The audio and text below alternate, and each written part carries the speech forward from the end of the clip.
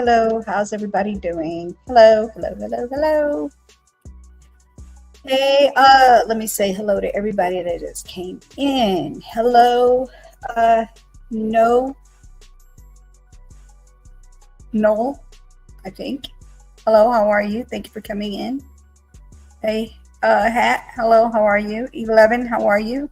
Riaz, how are you? Howard, how are you? Yes, keep them there, of course.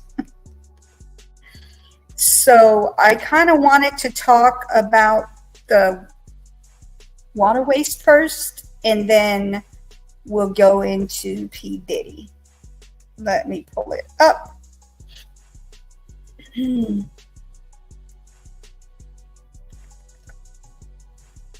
Oh, man.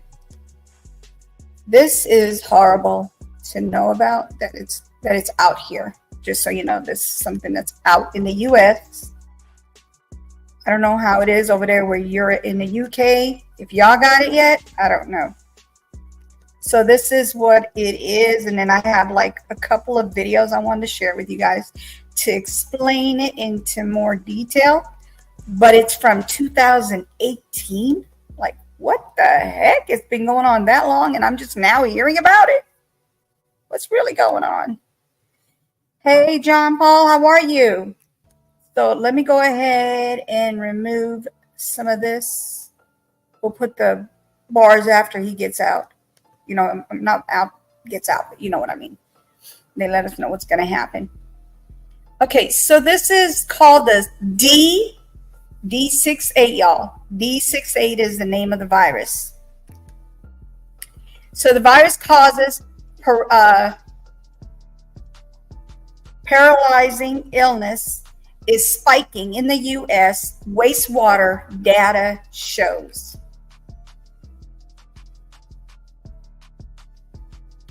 All right, and then we got a respiratory virus that sometimes paralyzes children in spreading across the U.S., raising concern about another possible rise in polio-like illness. Wastewater, I put water waste. Wastewater samples have detected a significant escalation in the enterovirus called D68, which in rare cases has been linked to acute falciparum myelitisis. Look, don't get me, okay, because I don't do medical terms. Or you can call it AFM. So I'm just going to call it AFM. The illness affects the nervous system and causes severe weakness in the arms and the legs. This most often occurs in young children. Young children. We talked a little bit about this yesterday.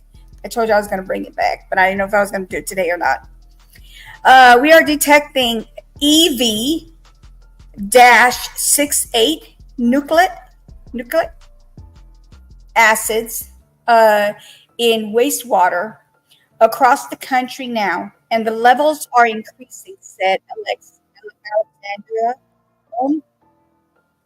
Program Director of Wastewater Scan, a nonprofit monitoring network and professor of civil and environmental engineering at Stanford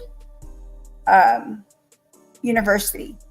That's the first clue to suggest that the nation might see an increase in AFM this year, said Caitlin Rivers. She's an epidemiologist at Johns Hopkins Center for Health Security and author of Crisis Averted, The Hidden Science of Fighting Outbreaks. So I'm looking at let's see. We got October from what year? I don't know, but it looks like 2023. October 2023, December 2023, February, April, June, August, and then it spikes right in August 2024, y'all. 2024, it has a spike, a major spike, not just a little one, but a major spike. Y'all in here listening? Did you guys know about this? Do you guys know about the D8? Does anybody know about that? Okay. So let me go ahead and finish reading that for you guys. As you can see, they show it spiked up.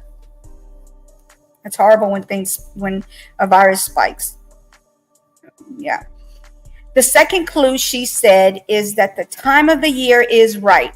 Historically, September has been the biggest month for AFM cases. Anyone who ever had sniffles probably had the introvirus. Ooh, introvirus. Excuse me. They're that common. Most of the time, the viruses cause mild symptoms such as runny nose, cough, headache, and generalized feeling of the meh. So it's like you're feeling like not feeling well. Okay. The D68 intravirus strain started causing more serious problems in 2014. Oh, so this has been since 2008. Now it's 2014. It's gotten worse. When U.S. saw the first time a spike in pediatric AFM, that year, 120 kids were diagnosed. There's no cure or specific treatment for the paralysis. Even with years of intensive physical therapy, many are left with life-threatening disabilities. Wow, life-altering, I'm sorry, not threatening, life-altering disabilities. A viral mystery. Though a few dozens have been reported every year since then, larger waves of AFM have followed an every other year pattern, spiking again in 2016 with 153 cases. Wow, in 2016, y'all. And then in 2018, they had 238 cases. Wow, that is a spike. That's a big spike. That's getting close to being twice the amount. Almost, not exactly. The pattern stopped in 2020 when the nation went into lockdown because of the COVID pandemic, drastically reducing viral spread. That year, just 32 cases were logged. The spread of D68 picked up again in 2022 as lockdowns were lifted.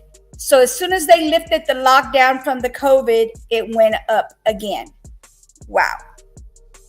Curiously, a rise in AFM cases didn't follow.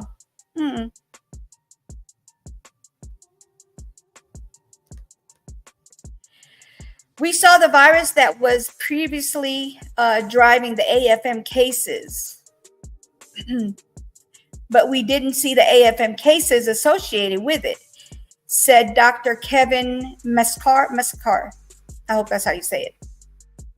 An infectious disease specialist at Children's Hospital Colorado who treated some of the earliest AFM cases in 2014. It's a mystery that any virologist, I hope I said that correctly, would appreciate, while experts try to predict how viruses will behave. The bugs are always working to stay a few steps ahead. It could be that the virus itself has changed, or that more people in the U.S. been exposed, and now we have a level of immunity to D68. We're still trying to figure it out. Mescar, I guess that's how you say his name, said. So far in 2024, 13 AFM cases have been confirmed according to the Centers for Disease Control and Prevention since 2014. That's a lot of cases. 758 of them have been logged. let's see. Y'all listening to me?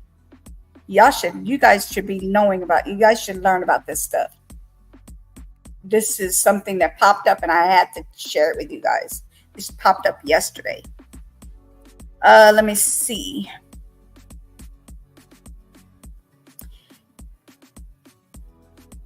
The implication is that hundreds of families and their children have been left with lasting life-altering paralysis because of a virus. That's sad. That's sad that you have kids that came, healthy, and then all of a sudden this attacks their body. Some recovery after years of physical therapy. I'm not going to be able to say that one. Cagolanu family in Los Altos in California was in a heated game of Monopoly one Friday night in November 2014 when the 7-year-old Visunu, I don't know, sorry, had began nope,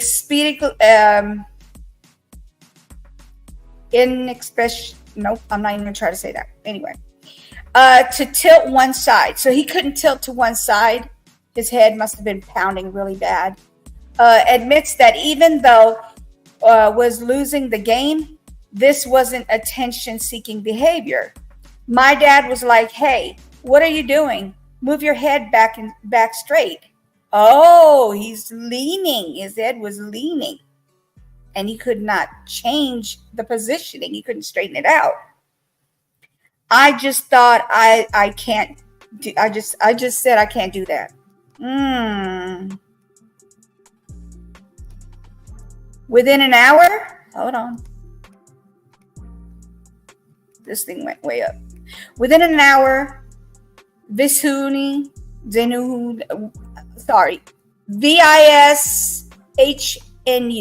lost all ability to move his arms and legs. Wow. I couldn't get myself off the floor, he said.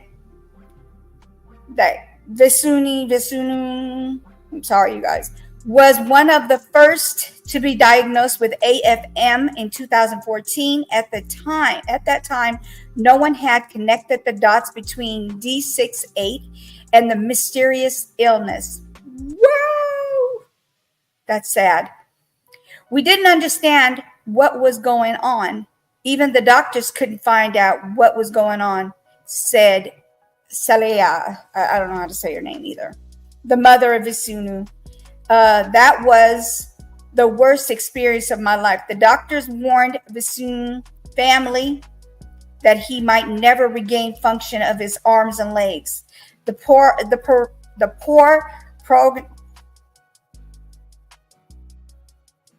prognosis, crushed Visunu.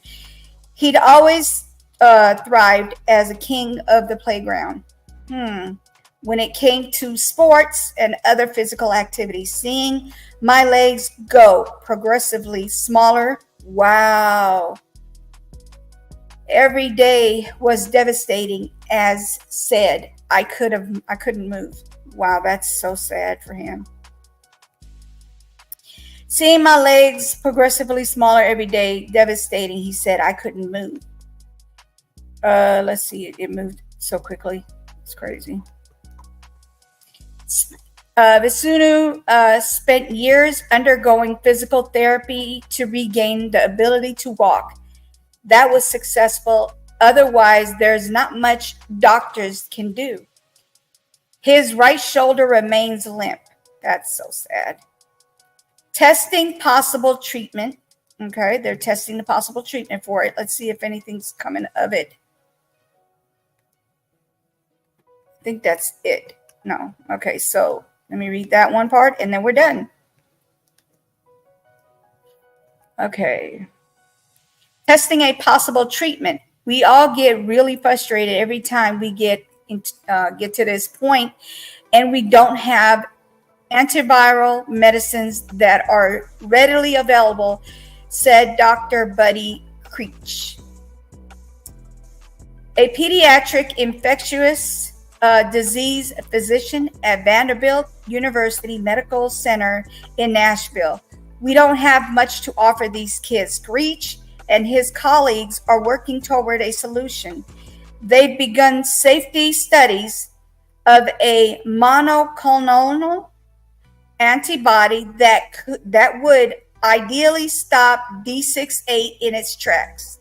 Okay, well, I hope it works. I hope it works, and I hope these kids can get healed. They can heal from it, even if they've had it for years. That's sad. In mouse studies, it prevented infection that would lead to AFM. Creech said the study is expected to take years before treatment is considered safe and effective.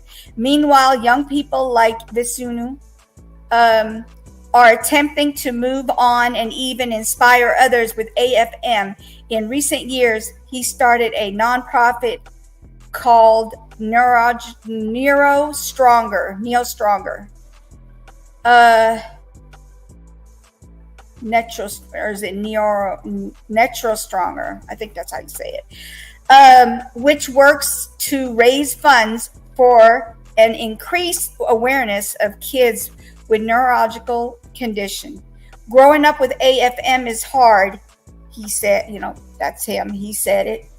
But at the same time, there are ways to get around some of those obstacles. There are ways to find joy. Oh, this is him right here. So he got it when he was like this young. He couldn't hold his head up. And then this is him now. I'm assuming that's him now. Wow, that's horrible. Hey, Cash, how are you? Is it fish? Fish new? Fish goon. Fishy. I'm not doing it. Vish Nugu. Fish Nugu. Okay, thank you. You always coming in correcting the way I to say it, but I still can't get it. I'm sorry. I'm just not good with names. Hey, Eyes of Art, how are you? Thank you for coming through.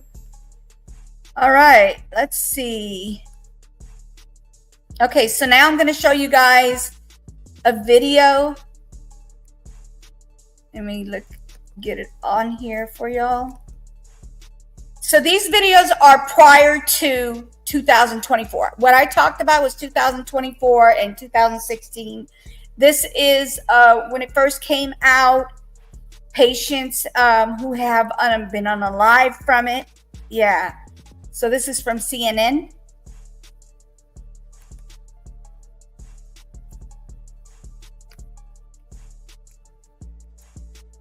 Hold on, let me pull it up so y'all can see it. And then we're going to be talking about, who he should be getting out. I mean, they should be going into court soon. They should be in there. They should be in there now. All right. So we're going to share the screen. And then we'll go to, DIDDY.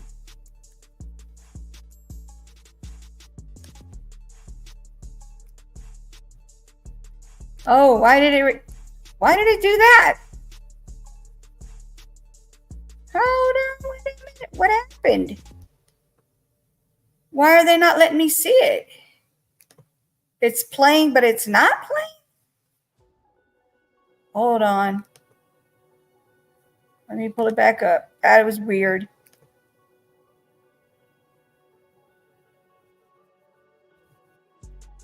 Oh, they canceled it, y'all. They canceled it. They don't even let you watch it.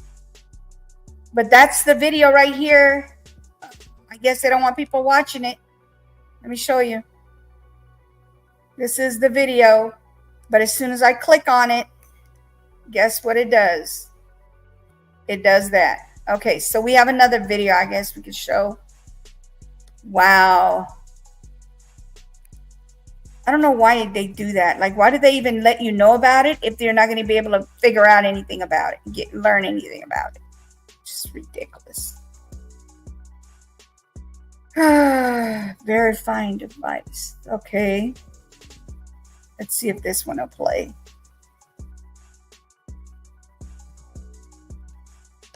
Okay, so this one will play. Thank goodness we got one that actually plays. The other one will not play. No fish. Goo. Got you. Stop playing with me. Cash, stop playing with me. Centers for Disease Control and Prevention is confirming at least 30 cases of enterovirus D68 today. The serious respiratory illness is already affecting children in 2 cities, and officials are conducting tests in a number of other states to determine if it's spreading. This is your Monday afternoon news hub. I'm Sarah Murray. For more details on this illness, we're joined by Dr. William Schaffner, an infectious disease expert at the Vanderbilt University. This is just letting you know what's it about. My pleasure. So tell me a little bit about this illness. What are the symptoms when it does hit? Well, it's a bit of an unusual illness.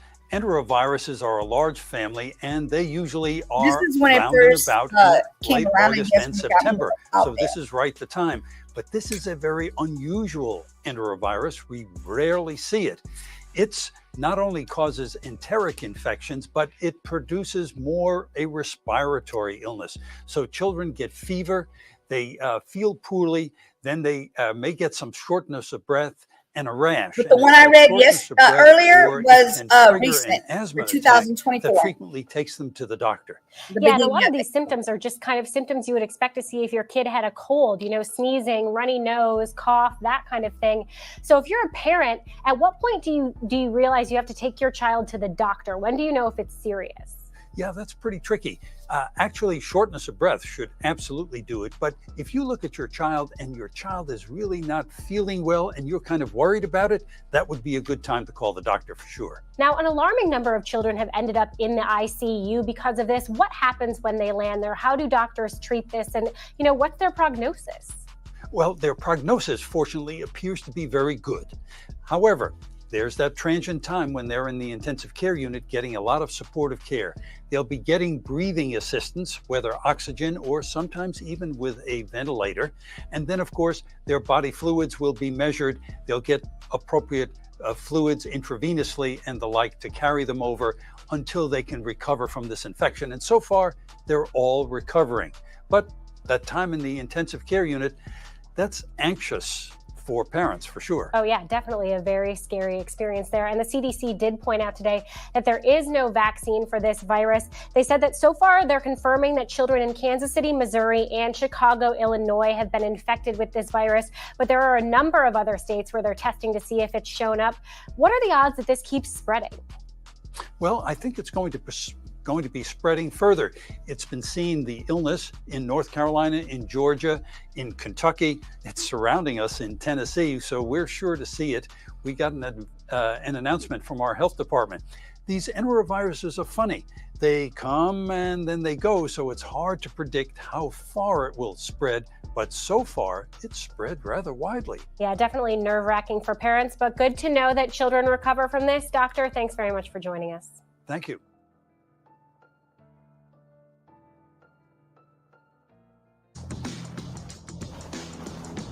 We're not supposed to be out here. Hold on 1 second. Let me see something here.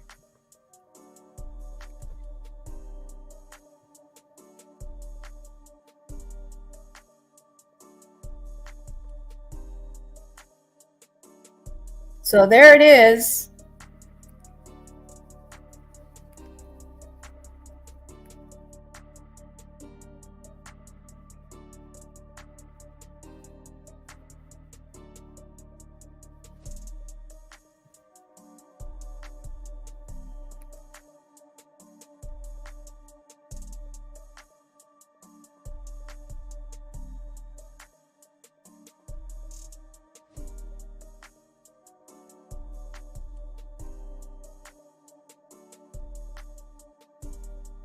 I'm looking for the update.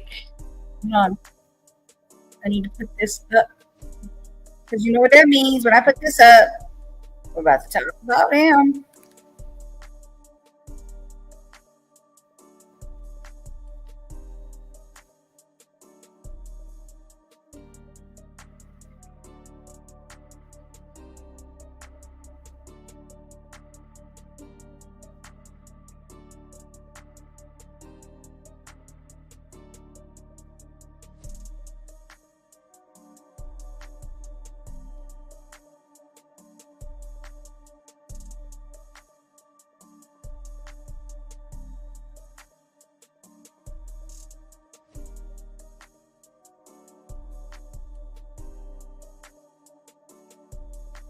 assessment. So he'll probably get that together. A black shirt, not an inmate uniform, might be wearing the same clothes. Is held. His attorney can file for another bond review, but more than likely he would be held until the trial date.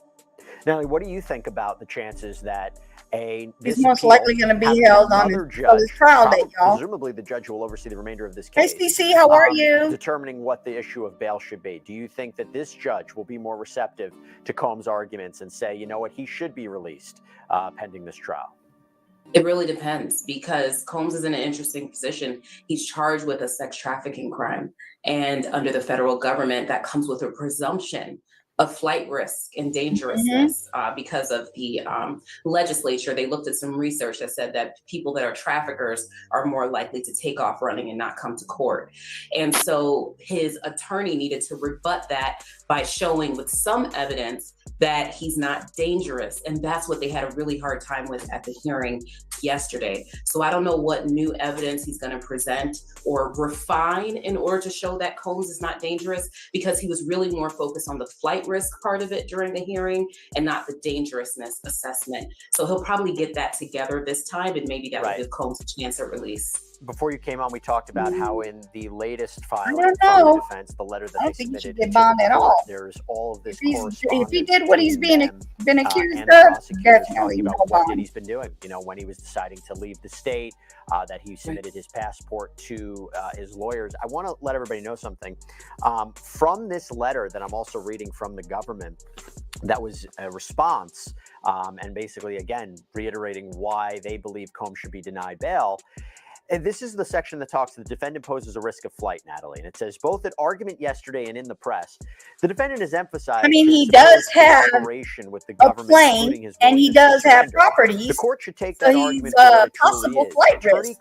That's probably why they denied him bail yesterday. Trusted and is not a risk of flight. Make no mistake, the defendant's recent behavior shows that he cannot be trusted or controlled, particularly now that he is facing serious charges that carry significant penalties. And one of the things they say is, at least in or about January 2020, when the defendant was unquestionably aware of the criminal investigation, the evidence shows that he is engaged in multiple freak-offs. So these are what we learned in the indictment, although for anybody who's been following this case, we actually first heard it during the Cassandra Ventura lawsuit back in November of 2023. But it says that even in January 2024, he's engaged in multiple freak-offs, some involving the interstate transportation of individuals to participate, has continued to use narcotics, and has contacted multiple witnesses. What do you make of that, Natalie? I think the contact is really the big issue here, and the prosecution is right to point it out, because if he is not in custody, there's really no way to stop him from doing that. And it is alarming, because he knows that this case is coming. He knows he's being investigated. He's seen the lawsuit. He's been raided, and then he's still contacting witnesses. That's very, very concerning. It's one thing for his attorney to do a pretrial investigation or pre-indictment investigation by having an investigator of their own reach out to the witnesses. But for the party themselves to reach out to the witnesses is extraordinary and concerning for the safety and integrity of the case. So if you don't want him tampering, you might need to hold him. As far as the freak-offs are concerned, there is still a defense argument that everything that's being participated in is consensual. And when they say people being coming from one state to the other, as long as it's not for financial gain, that is not in and of itself, illegal to have someone come from another state to participate in consensual activity. So that's going to be something that the defense will have an easier time arguing against at the hearing, but not the contact with the witnesses. Right, because those are commercial sex acts, right? So when you're talking about someone being paid or something, a promise of value of something given as well. Couple of things to note about this. I'm going to go back to this paper in a second, but we've noticed something. Couple of updates for you. So it says first, so the hearing has officially started. Apologize for the noise if you can hear that. We'll have to figure out what's going on here. But the hearing has started. The government is arguing that these freak-offs, that they were elaborate. The defendant used narcotics, including ketamine, GHB, and others. The freak-offs were arranged with his entourage. You're hugging these women, allegedly. Oh my God, that's horrible. Blackmail. And the government also referenced an example from an alleged victim. They said that Combs was going to expose them with a sex tape and claimed that Combs drugged them. So it's reinforcing the serious nature of these charges. And also, you talked about communication.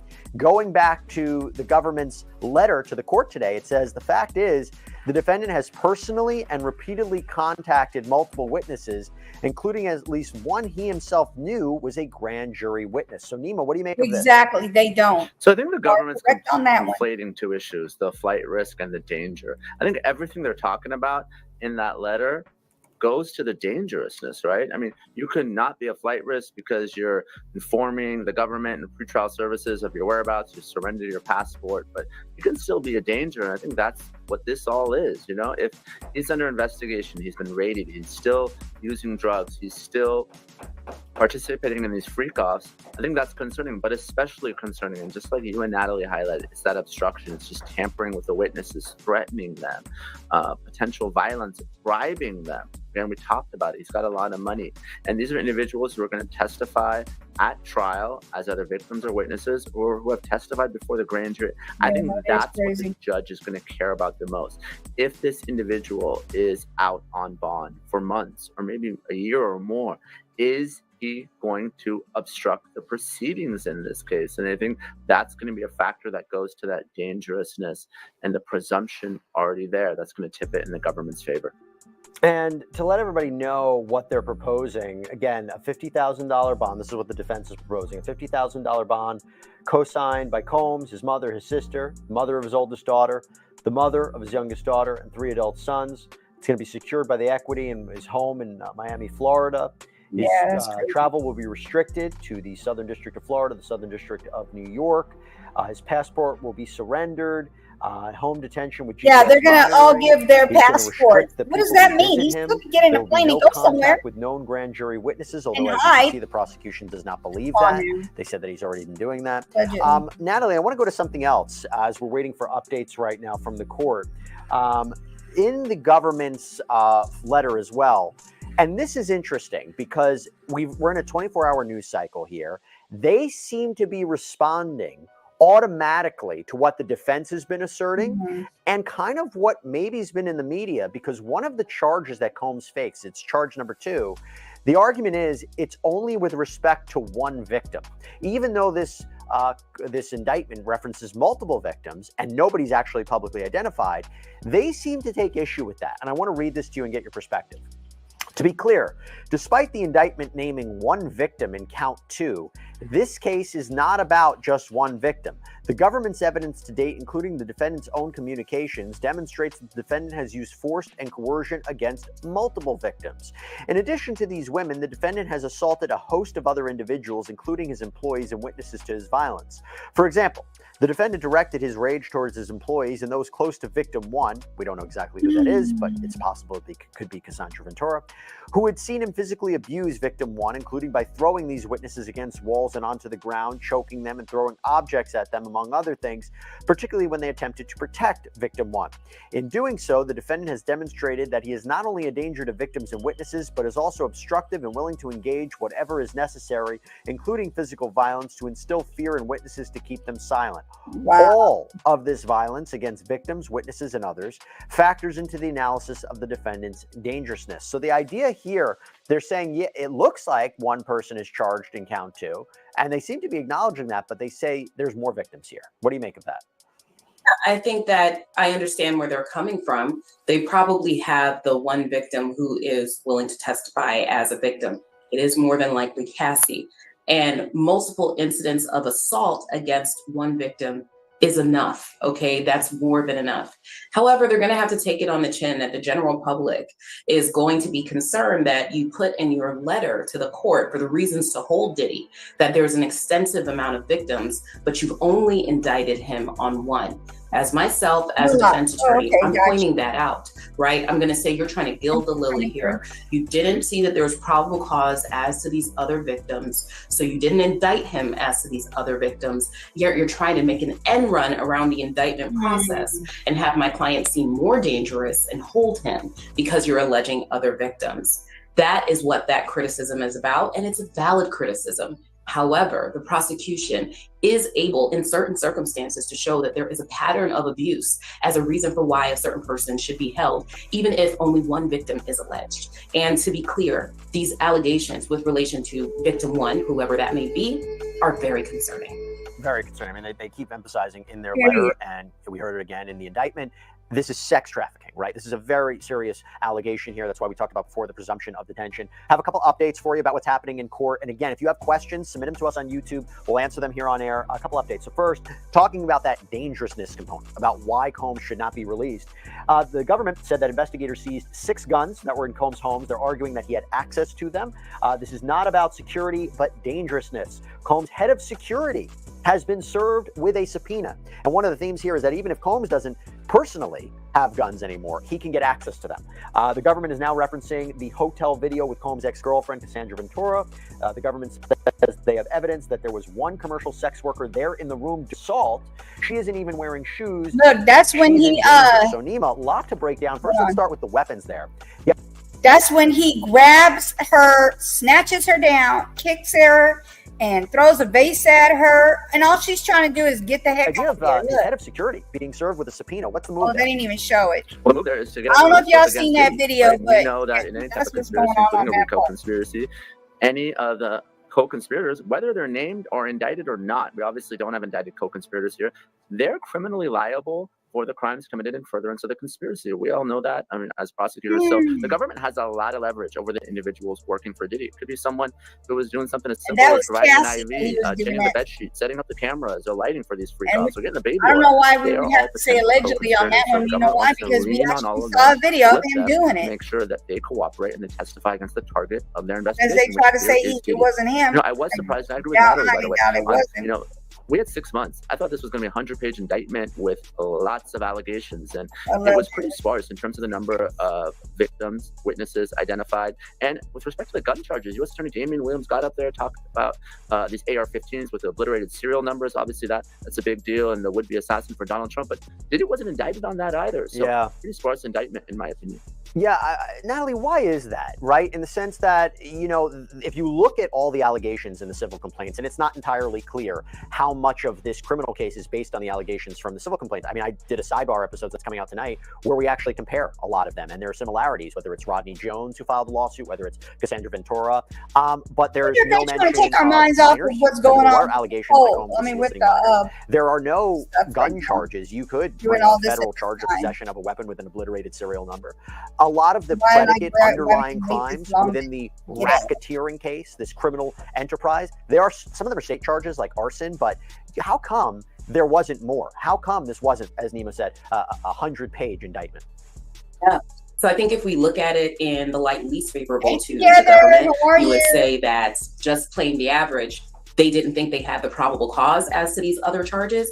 But I don't actually think that's what it is, because they said they found a AR style weapon with an obliterated serial number in his bedroom, in his closet. So that's at least constructive possession, and they could have indicted him on that. They didn't. I think they're trying to focus this case down to what they know they really can prove, right? And what they know is going to get their case done. And so they're not gonna, I think, go to more of these like extraneous things. The heart of the matter is coercive, forced sexual intercourse with, you know, people being trafficked against their will, people being drugged against their will, and they're just trying to prove that.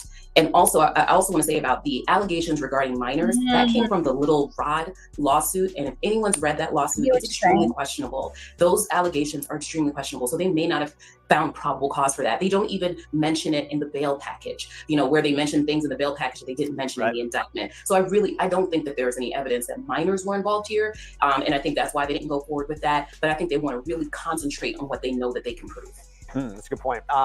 So, and by the way, another question for you, Nima, about that 2016 video, which I think is now, you know, when that came out back in May, I think it was, CNN published it. We were all wondering, is this going to make its way into a federal case? That's when he grabs her when she's trying to get away. I mean, put her on the ground, and then he goes over there and Combs admitted essentially it was him. He apologized on Instagram.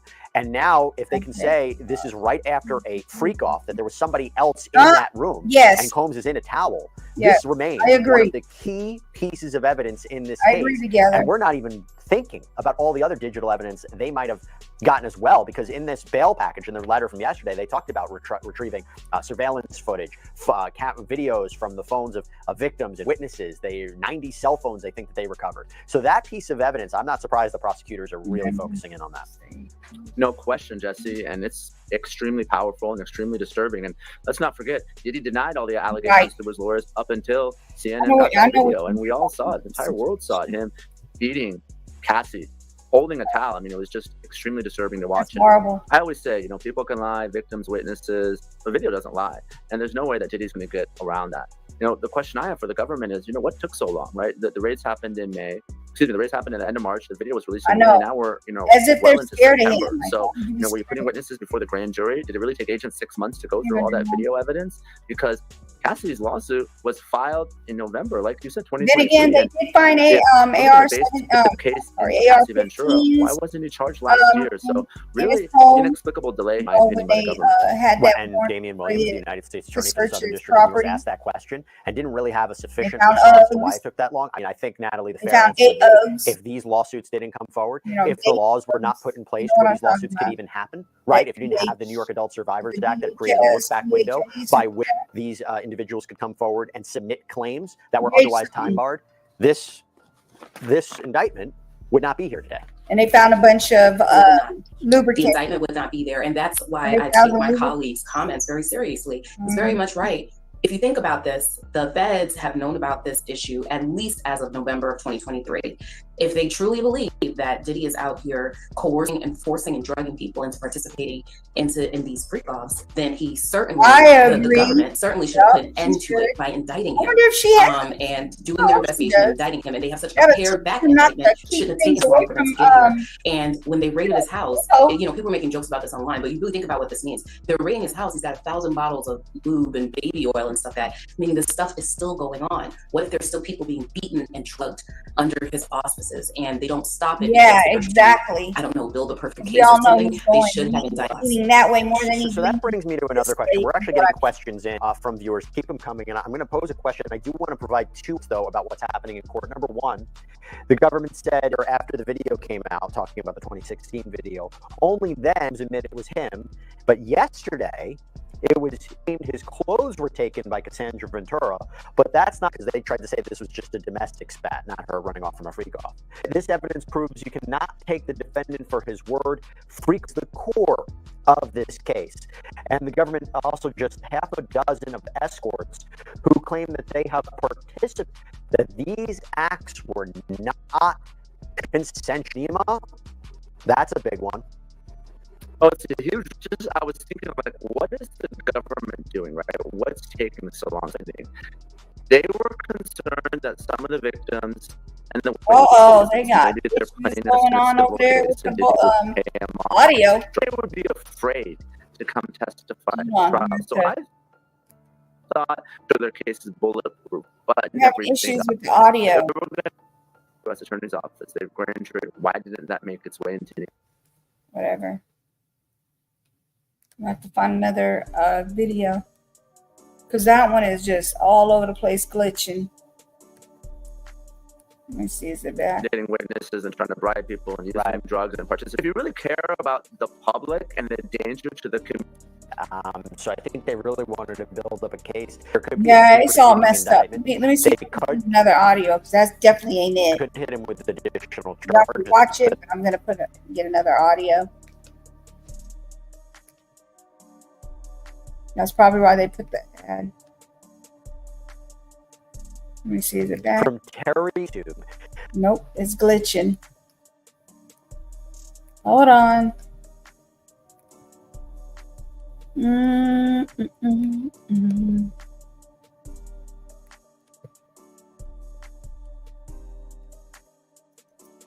Let me see.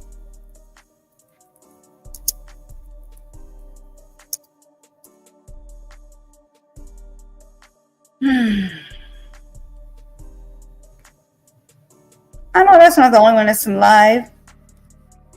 9 hours ago, 7 hours ago, 4 hours ago. P. Diddy Combs hearing. ended with jail. Here's my. Let's see what they're saying.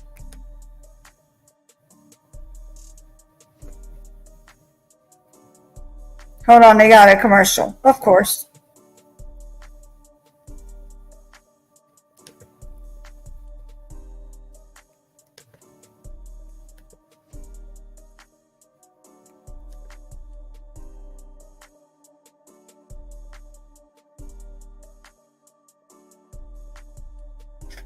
I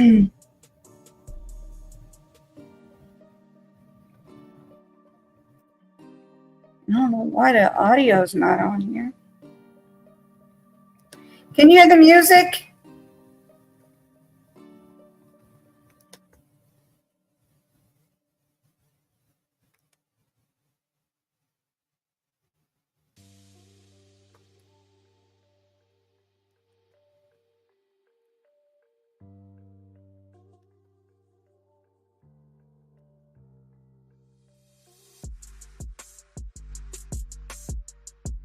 There we go. I don't know what's going on. Is the StreamYard tripping? It could be anything.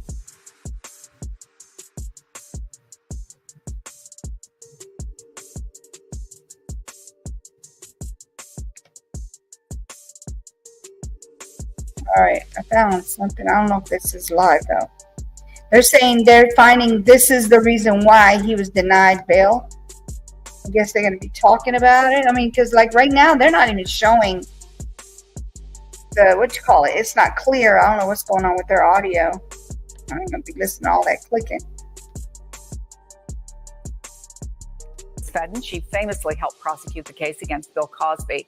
MSNBC legal analyst and former prosecutor Christy Greenberg prosecuted sex crimes as an assistant U.S. attorney for the Southern District of New York.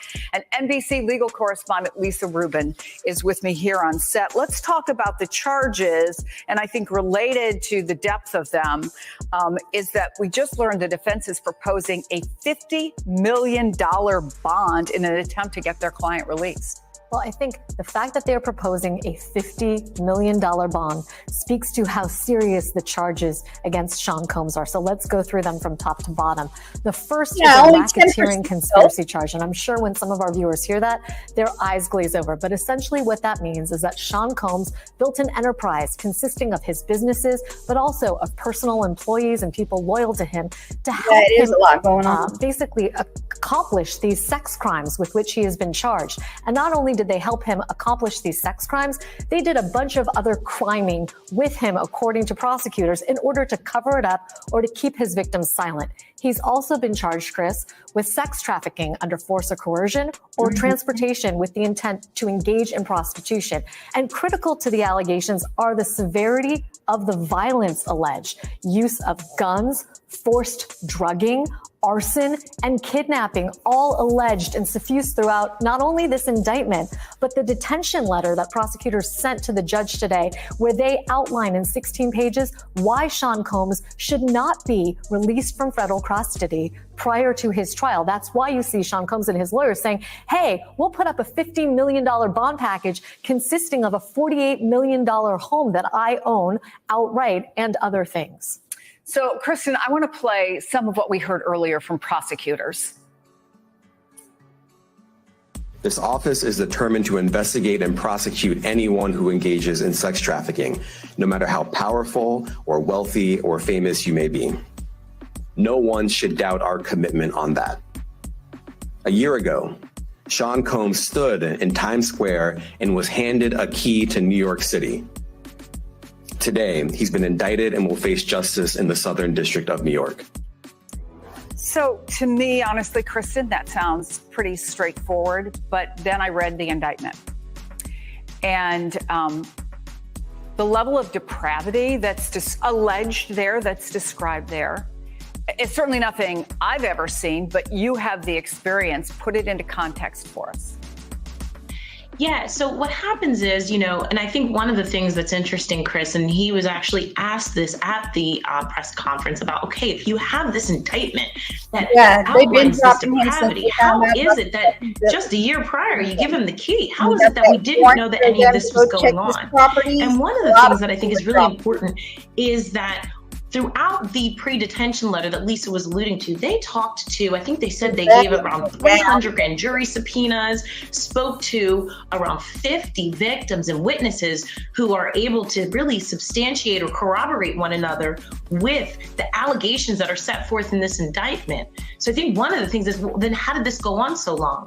But you have to remember that sexual assault, particularly when it's against someone as powerful as Puff Daddy, particularly when you have the facilitation of some type of intoxicants, you're talking about ketamine and all of those drug-fueled parties, and then you go up against someone whose reputation is such that he was awarded the key to the city, you have a very large power imbalance, which further levels onto that coercion and further forces victims to be silenced. So that level of depravity, even though it's so horrific, can really cause it to be silenced when you have someone as powerful as Puff Daddy. Yeah, Christy, to be honest with you, again, when I read through it, it was like, how did this go on for so long? Again, allegedly. And no one spoke up, or, I mean, there have been other cases in the past related to him, but let me ask you what you, as someone who has prosecuted sex crimes at the SDNY, what stands out to you in the indictment? So one thing I would say in prosecuting sex trafficking cases, oftentimes they are undetected for decades, like this one. I unfortunately have prosecuted sex trafficking cases that have gone on for decades. And a lot of the reasons why the victims don't say anything earlier are, even when the facts are different across cases, the ultimate reasons tend to be the same, because these traffickers know that they can instill a culture of fear.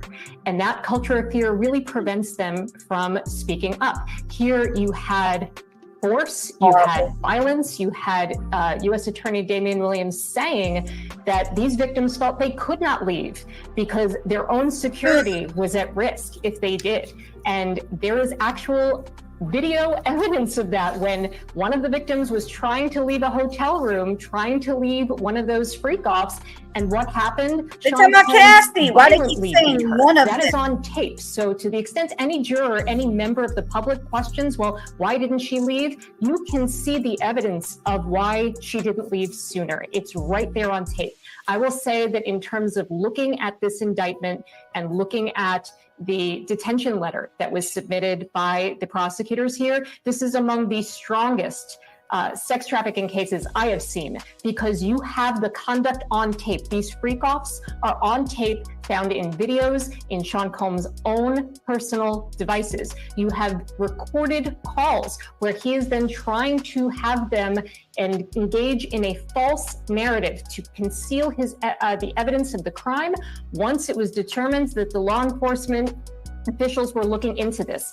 That evidence is damning. In addition to having the victims coming forward and corroborating one another's accounts, the fact that you have video evidence they can see and hear Mr. Combs threatening and hurting victims, I mean, this case really seems incredibly strong.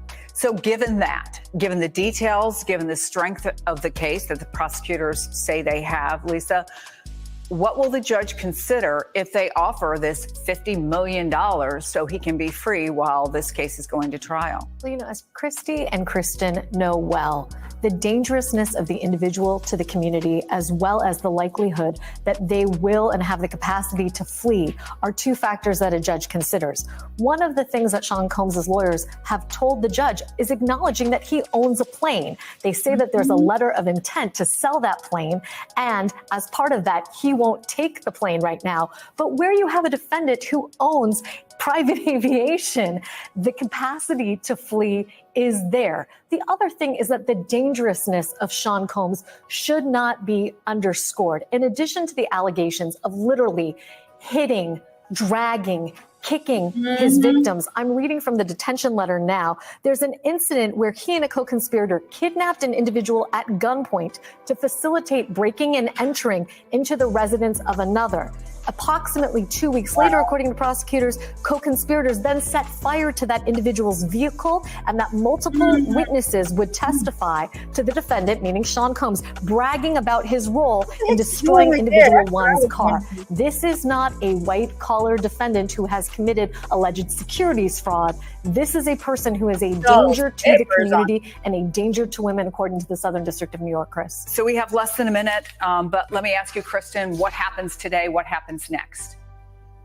So today the judge will most likely determine whether or not he will detain Puff Daddy or whether he will allow him to remain on the streets, as we say, with certain bail conditions intact. He's either going to put him right to jail or he's going to say, hey, you got to sell that plane. You've got to surrender your passport. There may be certain things in place, such as electronic monitoring or anything along those lines. But I think that there is a strong case for him to be detained throughout the pendency of these criminal proceedings. And we will have our crew write what you see on your screen, where you see on your screen outside that courthouse at 2:30 when it's all set to begin. Kristen Gibbons-Fetting, Christy Greenberg, Lisa Rubin, thank you all. With everything they just mentioned, yeah, definitely gotta go. Endless expression with the quality. Gotta go. All right, so I found a video. I'm gonna put it on speed, and I'm not gonna do any audio on it, and then they're gonna be you gonna come out. See, it's just them in front of the courthouse, so there's no reason to have it.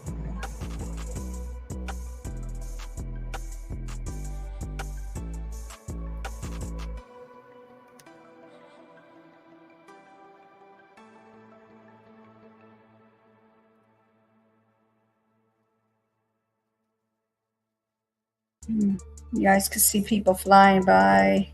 You just talk about something else. So, yeah, what he did was horrible to Cassie and others.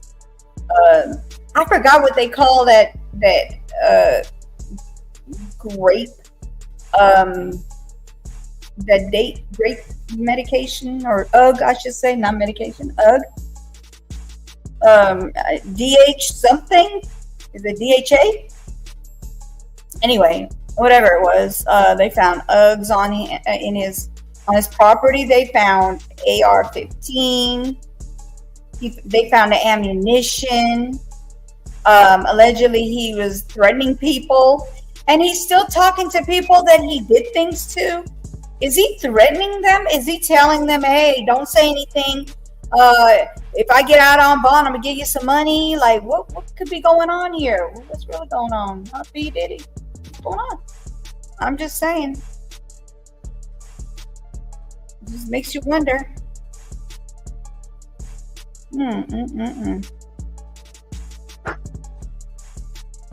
So they should be like, what?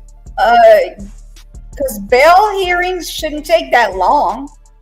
Because all they have to do is basically say, hey, look, this is what's going on. I believe that he should get bail. And then he either gets it or he doesn't get it. Just saying. I think they need to keep him there until his hearing, so that all the information, all the evidence and everything gets, by the time court proceedings start about him. Okay, I'm gonna say allegedly again. They definitely need to keep him so that he doesn't, leave out. Like, if they feel like he's a flight risk, got a plane, he's got properties, he can go places and hide out. People are probably willing to do that, allegedly, because of him being a celebrity. I don't know why they would do it, but hey, you never know. Never know. It's horrible. I mean, it just took them so long to get him. So why would they just allow him to walk out and be free until his court date? No, they need to deny it. In my thoughts, my opinion, they need to deny him. Just like they denied it yesterday, they have to appeal it today. I hope it stays as denied.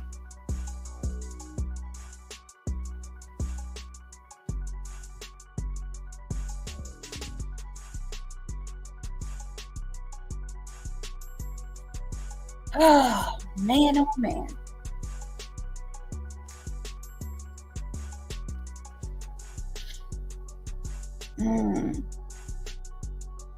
It's so cold in here. I have to turn it down.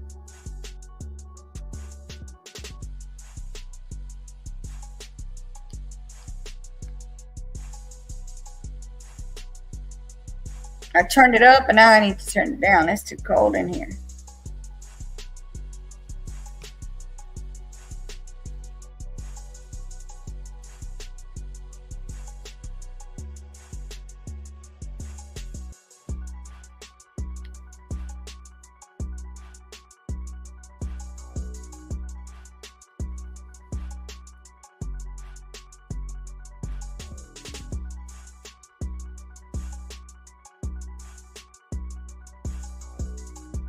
Let me go turn on this air.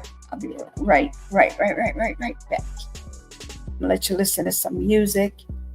Be right back. It's too cold.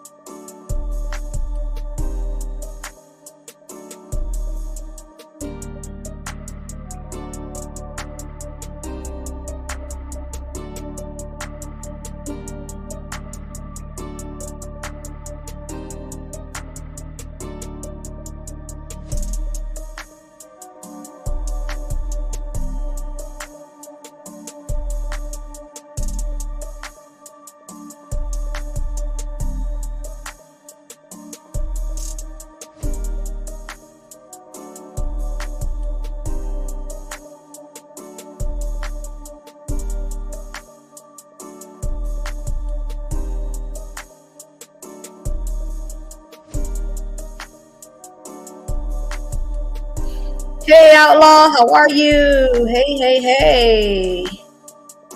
Let me turn this down.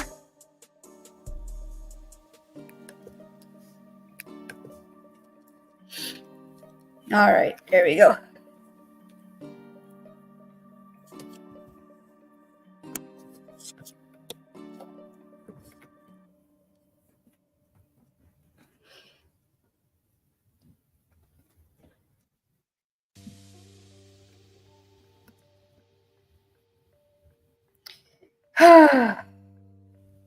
We're just waiting to see what they say at the hearing for his bail hearing, if they're going to give him bail or not. Yeah, they have to appeal it because yesterday he was denied and today they want to appeal it.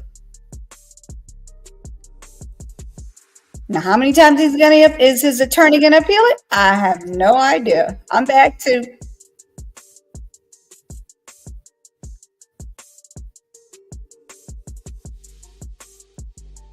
after we find out. I'm going to be getting off. I hope it gets refused too. I hope the appeal gets refused as well. He should not be out on bond. I'd say he's a flight risk, especially because he's a celebrity. I really think he is. I mean, I don't know if they're going to take his plane, like confiscate his plane to keep him from going anywhere. I have no idea. Yes, she will love you.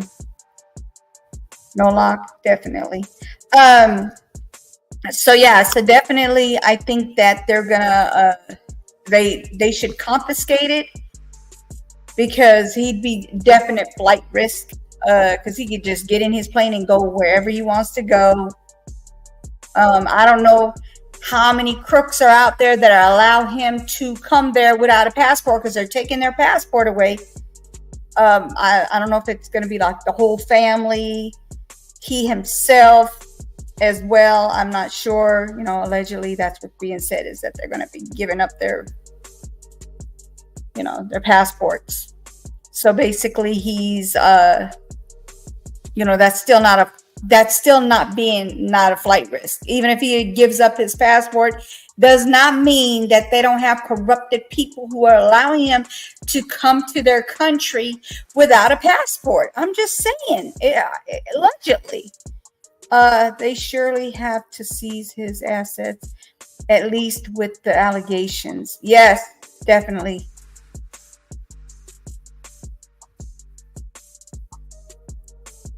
Oh, your grandma is AIAM. You'll meet her soon.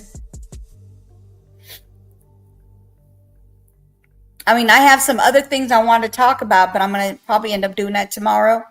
Once his appeal is, gets overturned to where gets refused, his appeal gets refused, then I'm going to get off of here. Gotta go cook. And then after that, I'm going to do some stuff tomorrow. I was going to do some today, but I don't know. It might take some time to cook them.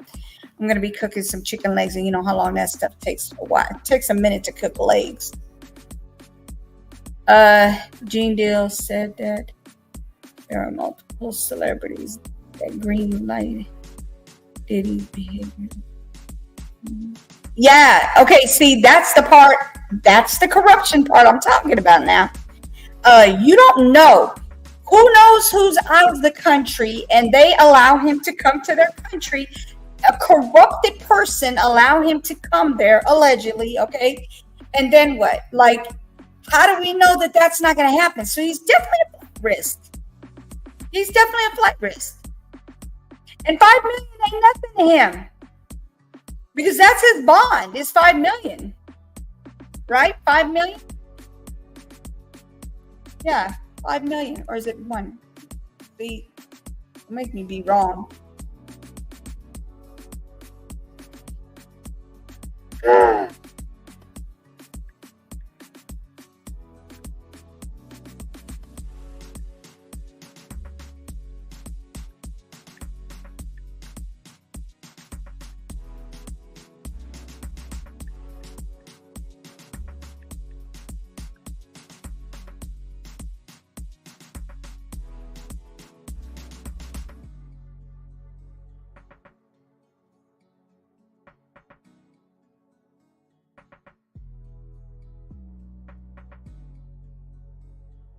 50. Yeah, it's 50.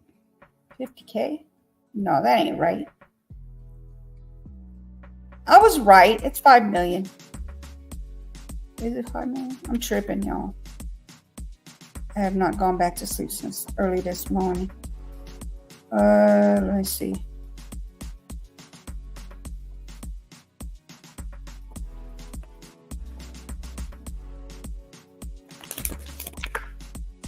Hola, chill out, woman.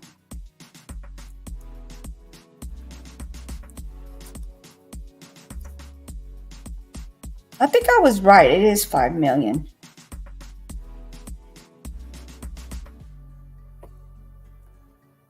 I don't know why I'm questioning myself on that one.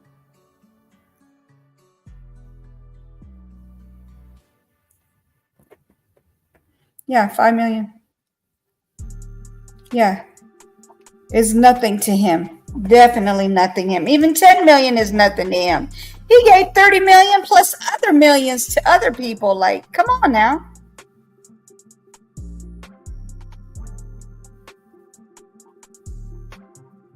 Gene Deal would definitely know because he's in the industry. So he used to be his bodyguard, right? Yeah, he used to be his bodyguard. So yeah, he would know what's up with that.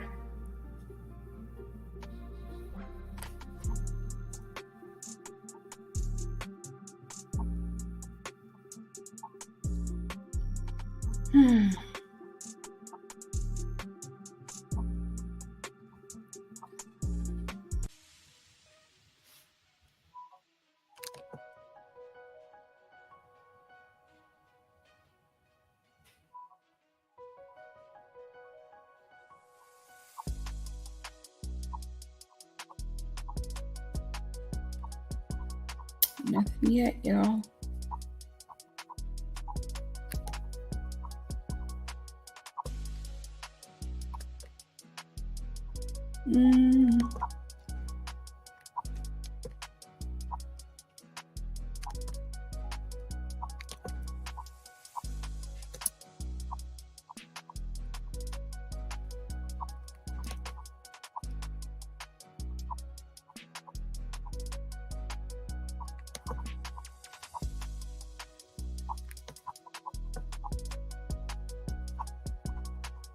Nothing yet.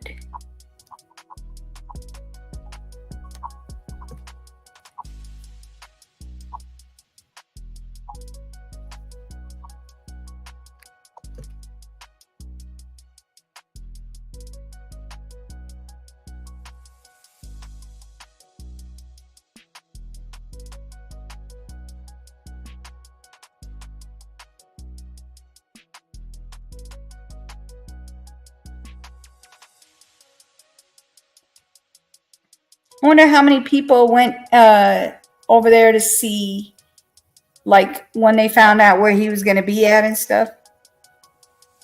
Oh, you know what? I did find out something else for you guys. Let me see if I can find it.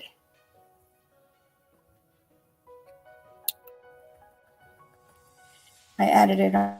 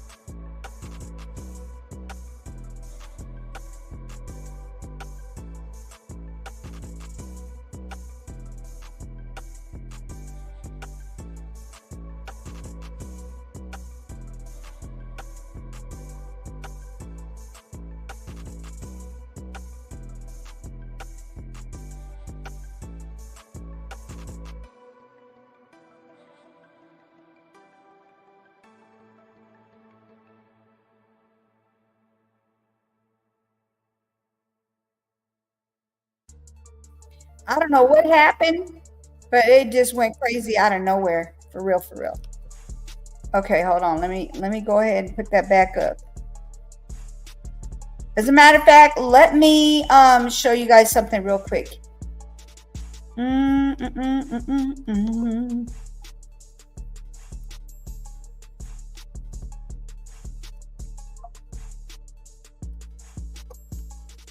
I hope this works out.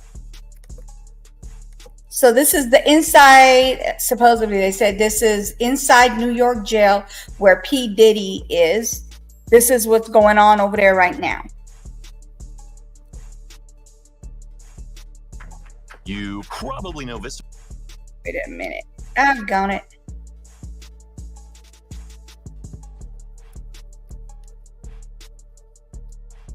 Of course. You bring it back up.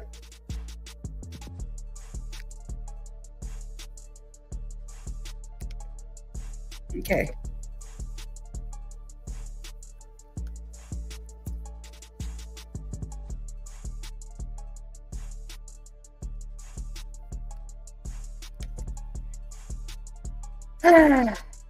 Shoot.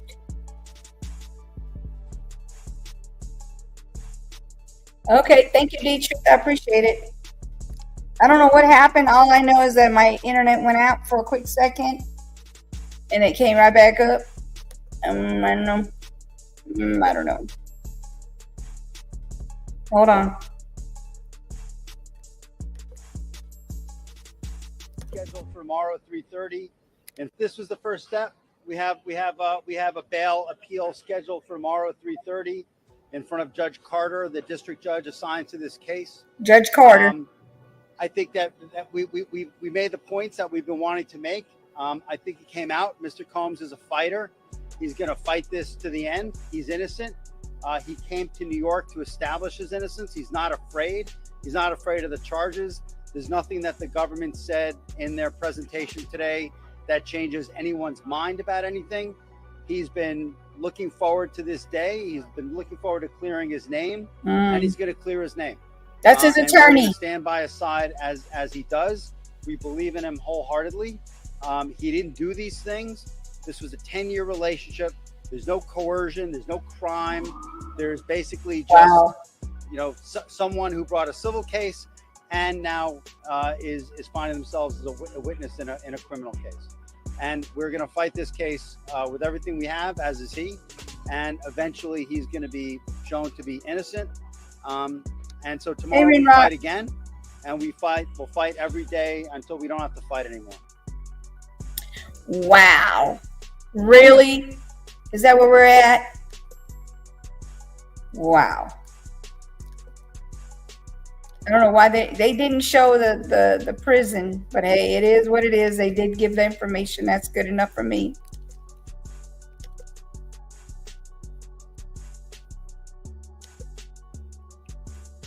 In a Manhattan courtroom this afternoon, Sean Diddy Combs. Hold on. Let me see. Gotta send that to my email. You know what? I'll let you guys listen to that and watch this at the same time. How about that? That's what we're gonna do. All right, we'll let you listen to that one. Delete the draft and listen to it. Okay. Now, if they have anything visual, I'll let you guys see it. I'll put it up on a panel.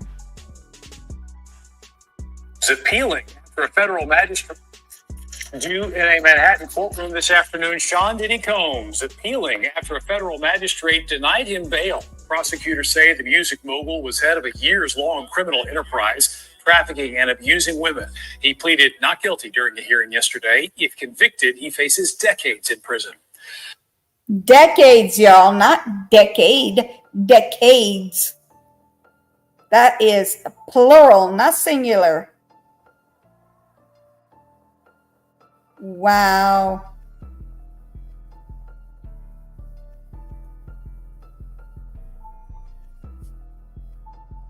Decades, not decade. That would be More than 10 years. That sounds like more than 10 years to me, because decade is 10 years. So decades would be 20, 30.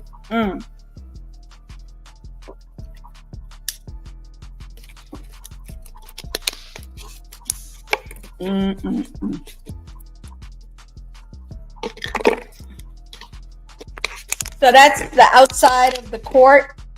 Sorry about that. That was the bottle. That was outside the courthouse, waiting for him to come out or them to come out and let us know if the appeal was refused, denied, or if it's been,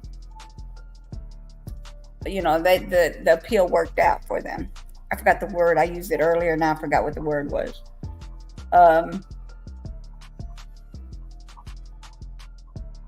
Not refused. How about that?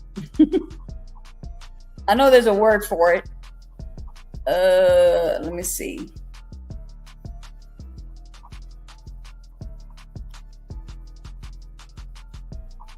I know there's a word for it, y'all. I said it earlier, and now I can't seem to get it out.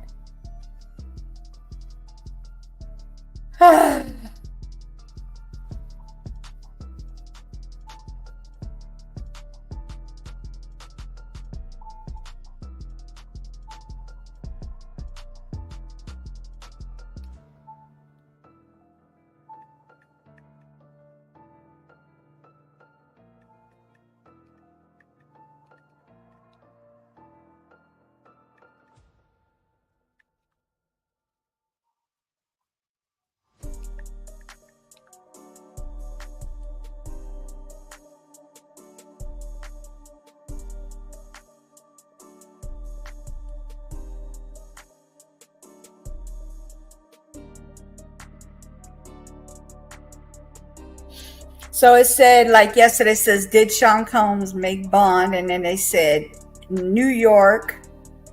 His name is Robin, the judge. Robin, I don't know if that, it's like looks like a woman, Robin. In New York, rejected a 50 million bail petition on September 17th. Let's see what happens today. That's what we're waiting for. Once that happens, I'm getting off. It could be in the next 10 minutes. I'm still going to get off. I got to go cook.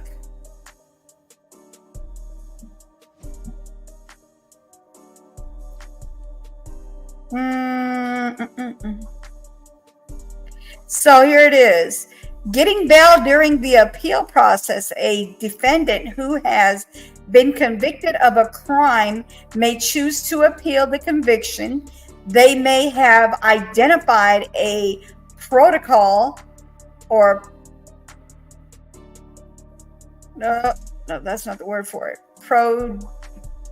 Procedural, something like that. Procedural error during the trial. So like if they made a mistake, and obviously they did not, for example, or they may argue that their constitutional rights were violated. Even if you have been sentenced for a crime, you may be able to post bail and get out of custody during the course of the appeal.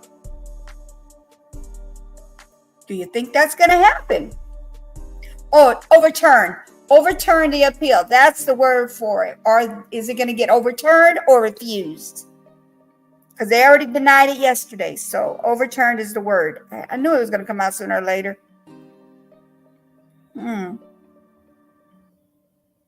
Considering the crime and the sentence, a defendant has the burden to show that bail after a conviction is appropriate.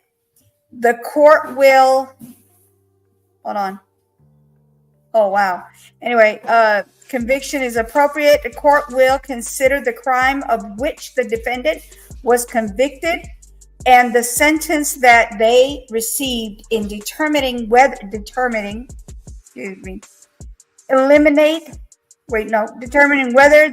grant bail.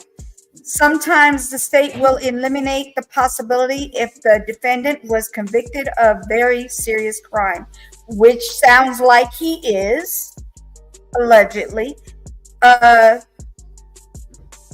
such as homicide and X crime. You know what I mean? This is because the defendant no longer is entitled to a presumption of innocence and could pose a danger to the community based on their history of violence. A sentence of a lengthy prison term also may make a judge reluctant to grant bail, since the defendant would be more likely to flee if their appeal does not succeed. See that? See that? You see what they're saying? Can I have one of those? My son's like, every time I pull these things out, she wants one. Thank you, son. I appreciate you. You're going to hear a little crunch. Lola, get off of my computer. My computer's already tripping. Well, not my computer, but the internet's already tripping. Some states provide most convictions bail in any situation in which the sentence is shorter than the time required for the appellant. Lay down, Lola, or sit down. Court to review the conviction. To review the conviction in the defendant. If the defendant stayed in custody throughout the time, they would have spent more time in jail than the length of their sentence. This would lead to an unjust result if the appeal succeeds. An appeal must take several months or even a year, so most misdemeanors may fall within the category. I hope y'all listening. I'm trying to give you guys some gems. So do we think he's going to be coming out? I don't know. I don't think so.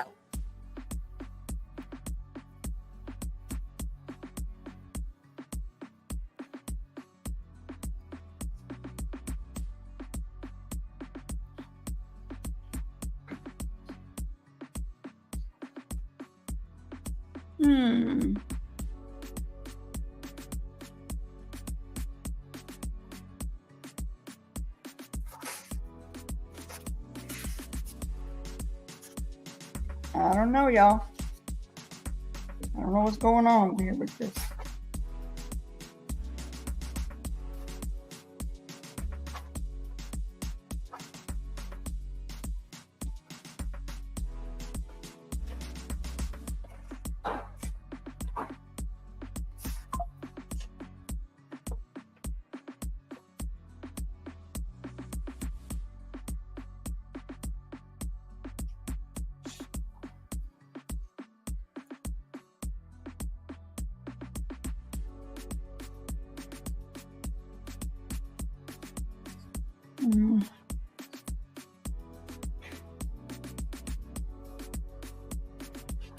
Let me see.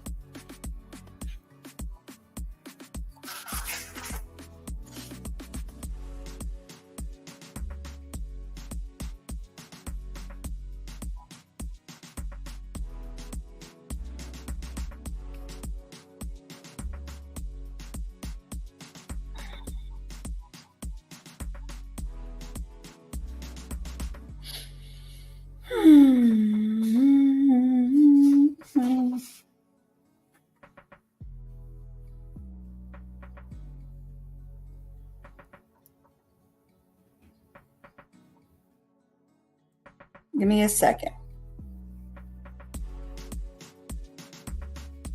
I'm going to look up reasons why people don't make bail.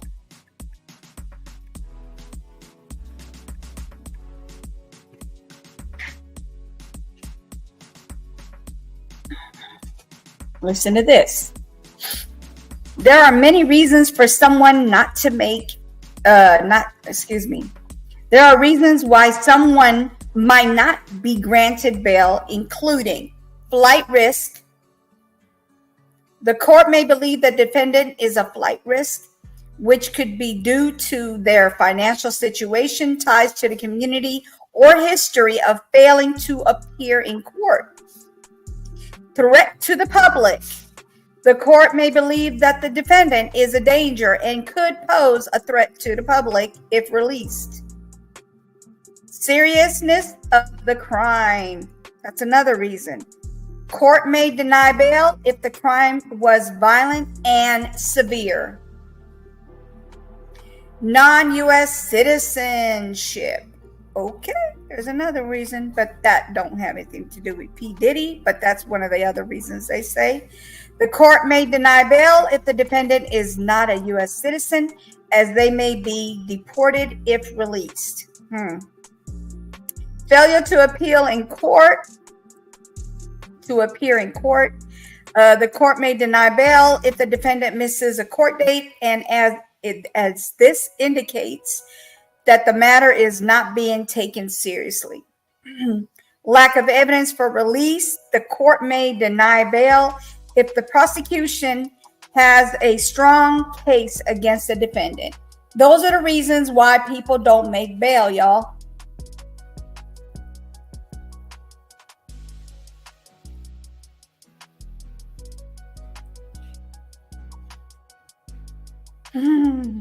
The person is a threat to the innocent, meaning some defendants are denied bail because they are deemed a serious threat to the innocent and the community. So people that are out there that are innocent, they feel like they're, that's why they'll deny bail as well. That's another reason. Let's see what else they got.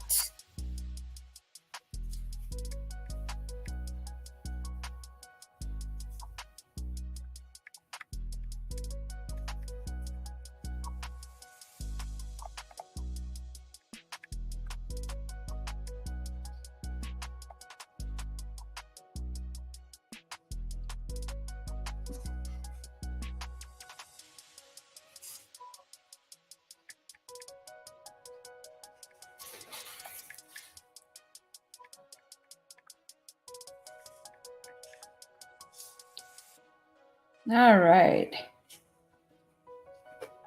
This is the other reason. They say bail is often denied when the defendant is considered a flight risk or a danger to society. If the accused is charged with a particularly violent crime, the judge may determine this as evidence of the potential threat to the community. The accused is almost always denied bail if charged with terrorism-related offense. I see. So most of the time they say they deny them if they have anything to do with their terrorists. What does it mean? Let's look into that. Bail may be refused if the court is satisfied that there has not been enough time since the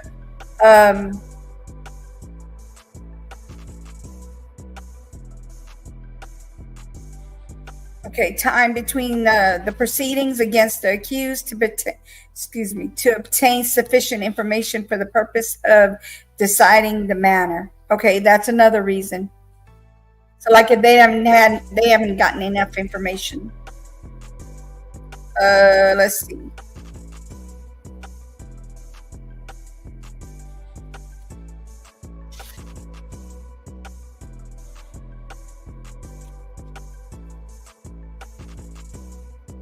So listen to this. It says, how to argue bail application. Provide supporting evidence or affidavit, if available, to strengthen your argument. Legal argument. Mention relevant legal provisions and proceedings that support the grant of bail in similar cases. Argue that the accused is not a flight risk and will cooperate with the legal process if bail is granted. Okay, there you go.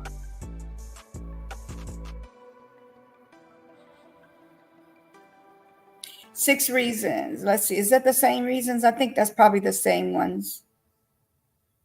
Okay.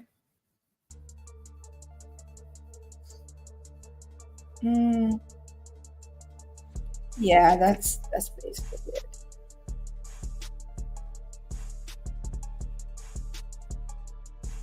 Listen to this one too. Okay, so this is the 6 reasons. The first one is when the applicant has have repeat offenses. Okay, when the applicant is a threat to society, when the applicant is a dangerous criminal, when the applicant is a flight risk, when the applicant does not adhere to court dates, and when the applicant is disrespectful in court. That's another reason why they may not get bail.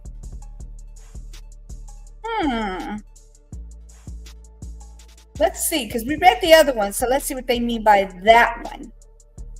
Some behaviors, such as shouting or yelling at the court, can cause a bail application denial. There you go. So y'all, if you go to court, you better not be yelling at the judge, because you might get bail denied. Just not y'all, but in general. Even when the suspect does not have a past record or severe crime or miss court dates, such as misbehaviors. Listen to that. Such misbehaviors can make the judge change their mind regarding the bail application request. Wow. Has the judge denied you or the loved one on one bail? Jeez. You should know the exact reason for the bail denial. Wow. Okay.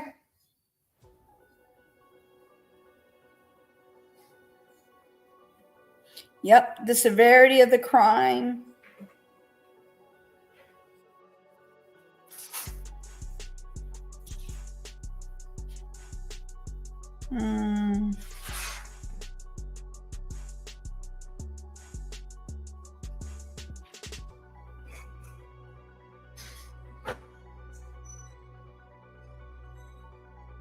In some cases, a judge may deny bond during the initial appearance. When this happens, there are steps that an attorney can take to secure their client's release and safeguard their legal rights, including filing what is known as motion for reconsideration. Y'all, I hope y'all learning all this stuff. The factor will judge consider when issuing the bond. Can you bond another?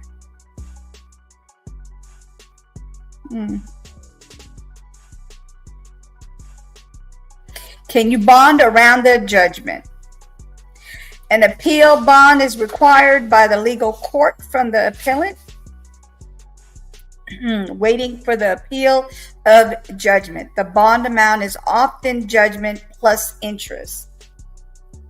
You might have to pay more than $50 million, y'all. Or should I say $5 million, more than $5 million.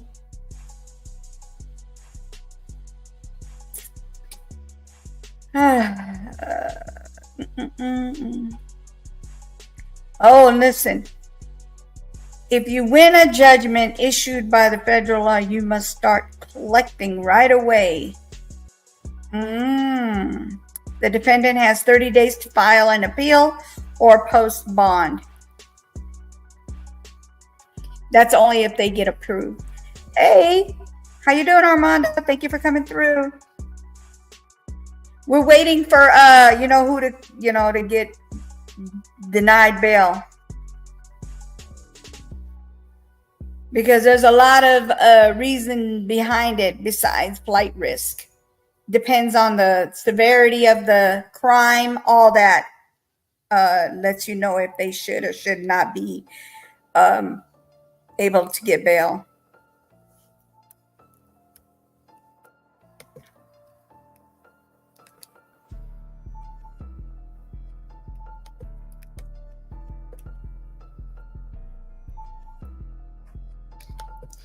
Still waiting. I wonder if it's gonna. I doubt if it's gonna be as long. I will have the transcript soon. Oh, cool. No, well, I'm not gonna say thank you. Are you gonna come up here and read them?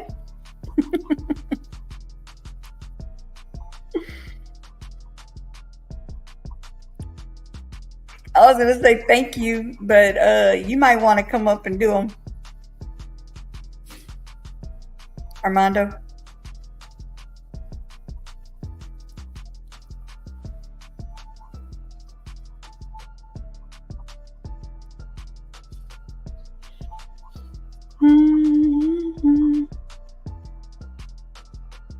Oh, I know it won't be today. I'm pretty close to sure it won't be today.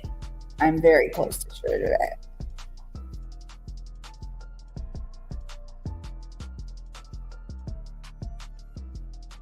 Tomorrow? Okay. So you coming up and reading it?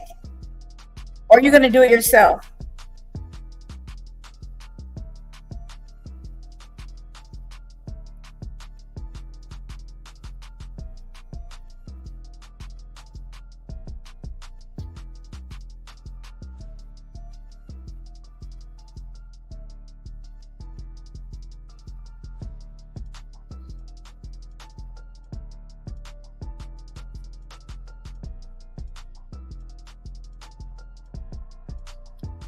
So there's 3 main reasons, and that would be you're not a U.S. citizen, you're considered a flight risk, and you're a repeat offender.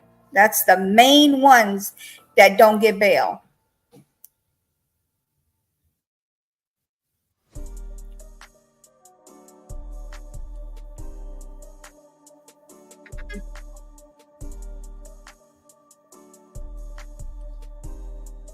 Oh, okay, I got you.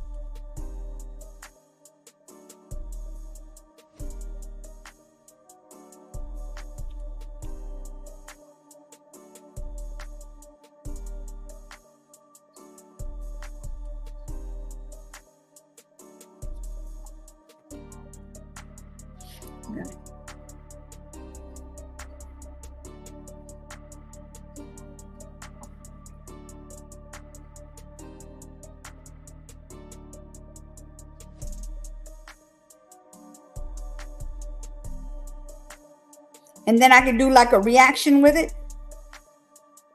once you drop it.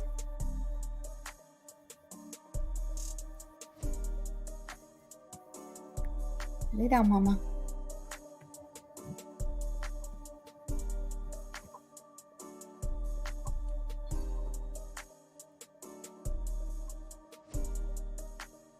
Armando, you still in here? Would I be able to do a what you call it afterwards? Like a reaction?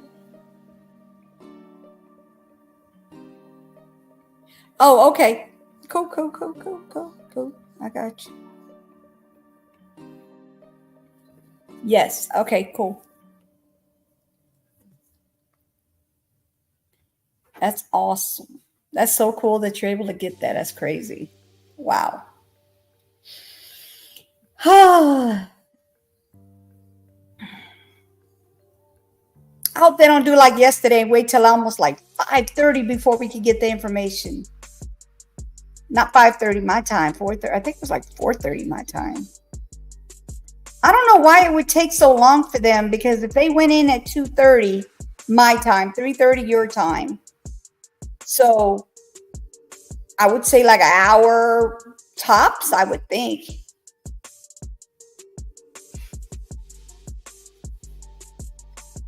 Who is they? Oh, never mind. Okay, I got you. I got you. Don't say it. I got you. I know what you're talking about. I got you.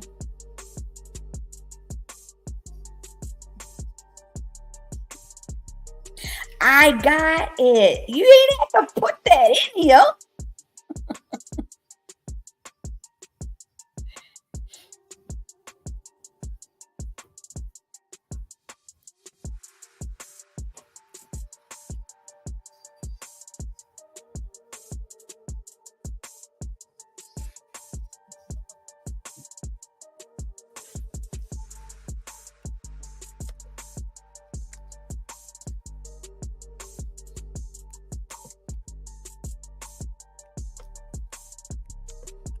I got it.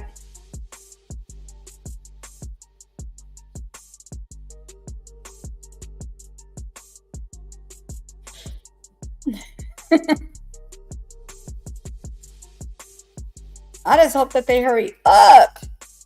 I gotta go cook. And then I'm gonna do the one that we talked about yesterday. The teacher. I'm gonna do that one tomorrow. I was gonna do it today, but it's gonna take me a minute to cook them legs.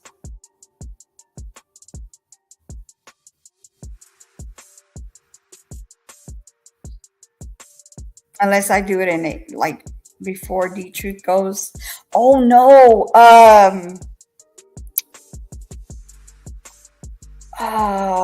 Sniper's going on tonight for football.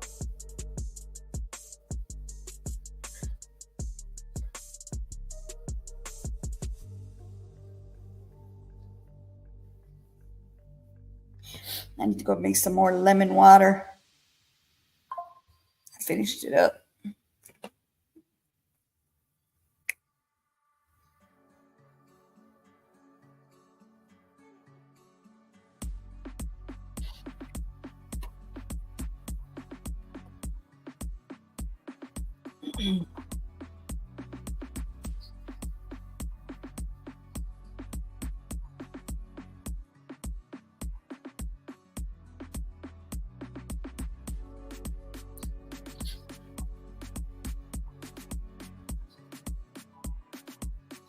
And then I'm going to do like probably a short one of it.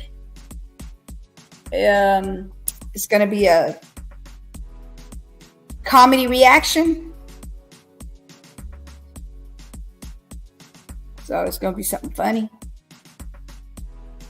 I hope it's funny to y'all because it's funny to me. I was rolling today watching them doggone videos. Oh my gosh. That's crazy. I'm going to have my hands full tomorrow. I'm going to have to start early.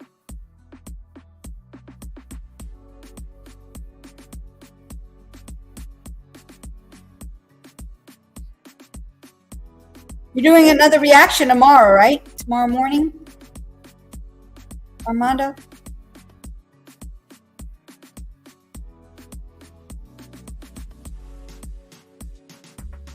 What are we doing? What are you doing tomorrow?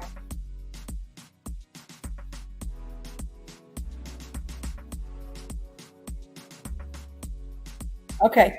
Is it going to be live or is it going to be one of the recorded, pre-recorded? And the one you did today? Yeah, 5 a.m. Pre-recorded or is it going to be a live one? Because the one you did today, I kind of was right, but not all the way right. Because she drove there. But the part that got me is her daughter was with her. How old was her daughter?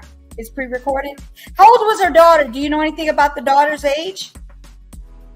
Because how she was able to leave that girl in that car that whole time that this was going on. Yes, no bail. Thank you. Exactly, Howard. He's definitely a flight risk if he's got his own plane. Unless they confiscate his plane, put it where he can't get to it, take the keys to all his houses, all his properties. He's definitely a flight risk. Plus, what he did is beyond. It's on the higher list of criminals. Allegedly. Allegedly that he did. You do have to say allegedly, even though allegedly is right there on the screen. So do you know how old she was, Armando? Because that little girl should not have been in that car that whole time. A little child. I mean, she can't be more than 2, 3 years old, maybe 2 years old. Because the mom, like you said, she was looking really young. Really young. Unless she had her when she was 15 or 14 even. I don't know.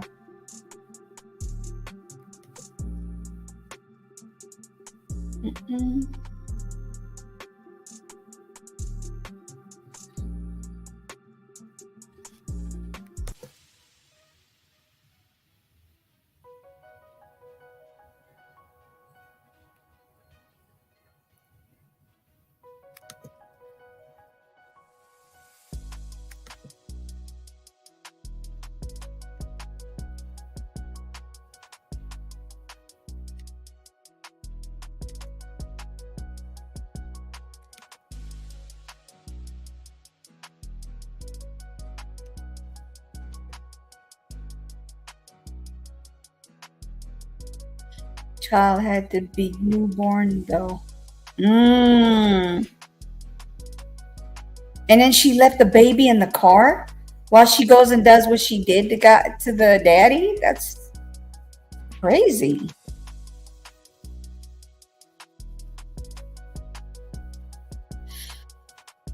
Oh, man.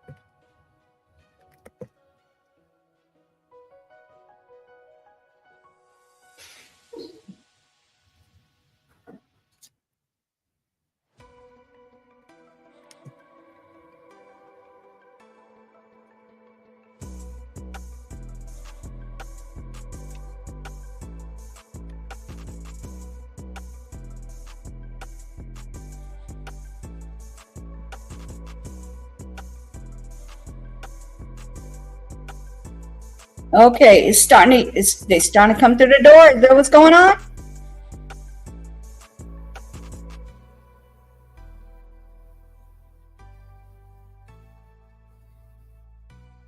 And then, like when they found out that her daughter was in the car, they didn't even seem to be it didn't seem like an urgency to get her, unless they sent somebody else to go get that little girl. And they probably don't even know what kind of car she drives. Wow.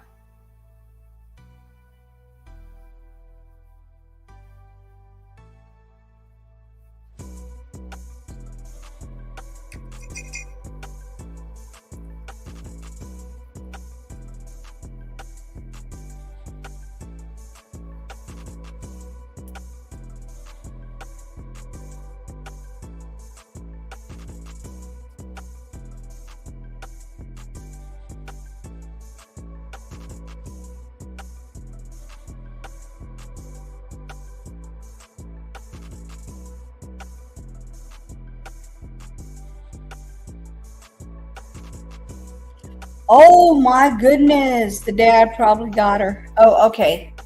I hope so. I mean, they didn't rush into the hospital, so that the stabbing couldn't have been that bad. You know the guy for the mass shooting? They found a body, y'all. It says body discovered near the I-75 mass shooting site. I wonder if it had anything to do with that.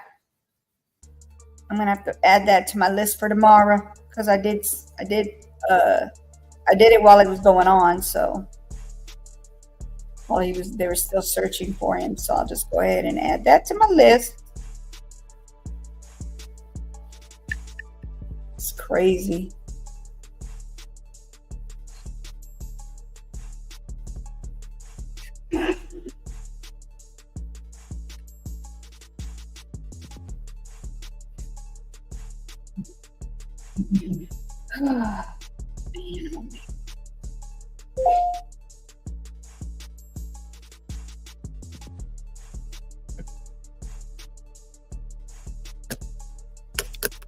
Are they starting to come out?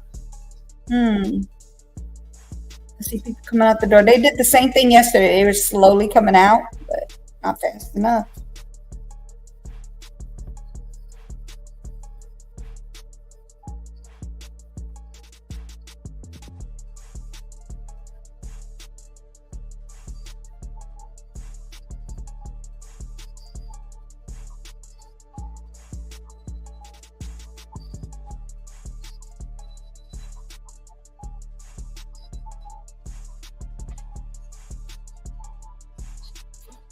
Wow. Come on. Are you kidding me? It's already 4:16. So that means it's 5:16 over there, right?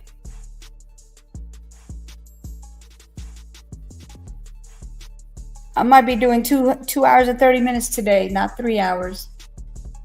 I'm pretty sure they're gonna get the convict, like if they're gonna do the bail or not, if it's gonna get overturned or if it's gonna get refused.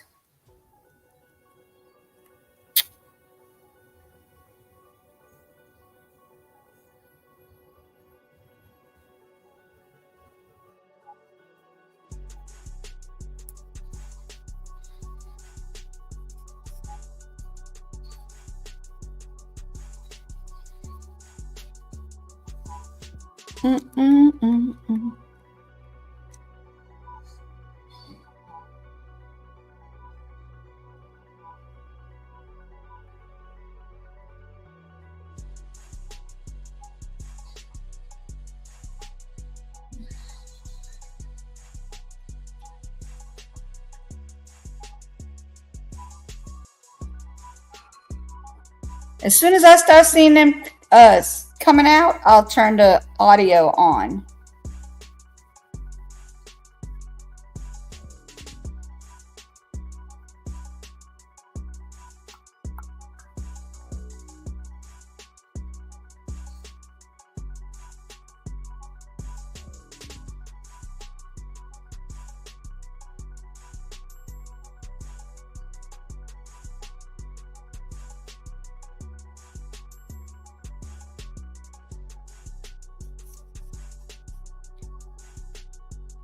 Yay!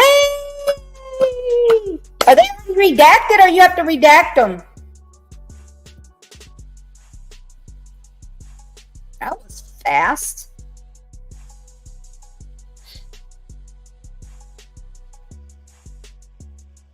It's a lot, huh? Ooh-wee. Work. You got a lot of work to do. You got work to do.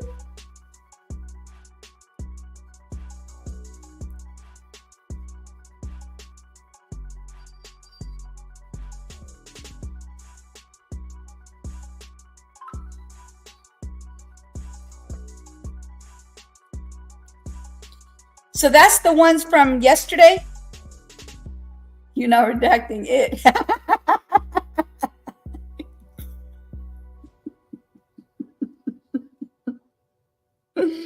Is that from yesterday or is that from today?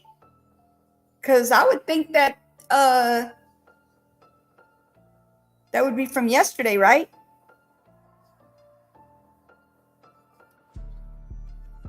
It doesn't have anything to do with the bond. It's just the actual hearing itself.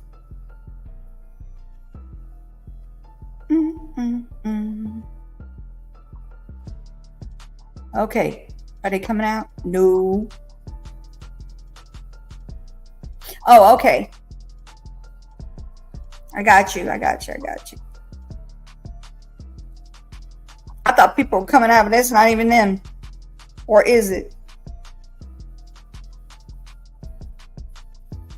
Because yesterday, I thought it was going to be a whole lot of people that came out. It wasn't even a lot of people that came out. It was just the attorney and I guess that's the attorney's assistant or whatever came out and let us know that the appeal, there was going to be an appeal for the bail.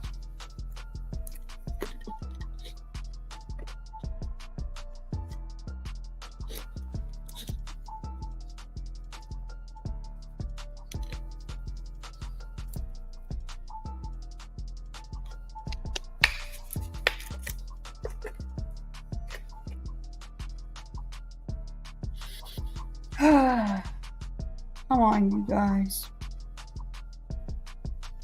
Let's go. It's almost gonna be 5:30. How the heck is not like done yet? Does appeals normally take this long? Let me see how long an appeal takes. How long does an appeal for bail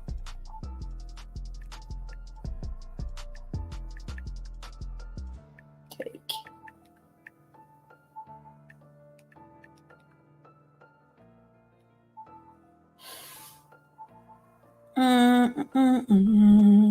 The time it takes to appeal bail can vary depending on the state and the type of appeal, but it can take several months to a few years. What the heck? We're not talking about that. Post conviction bail. Let's see. They're talking about 17 months. That is not what I'm asking. How long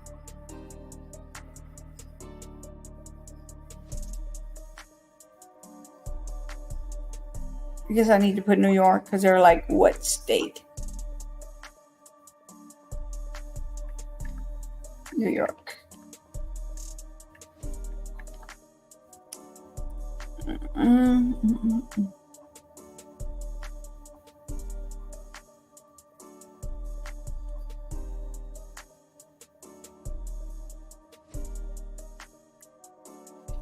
Brief explanation on how to take an appeal to court. No, that's not what I asked you. That's not what I asked. I was just wondering how long does it normally take? Are we going to know today? That's what I want to know.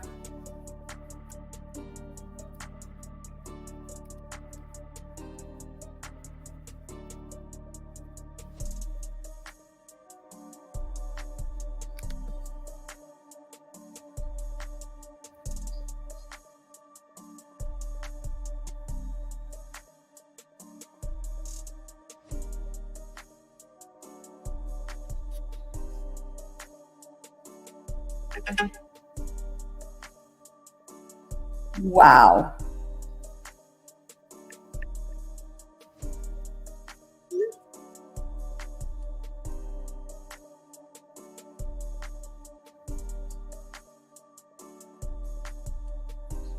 That's a lot. That's a lot.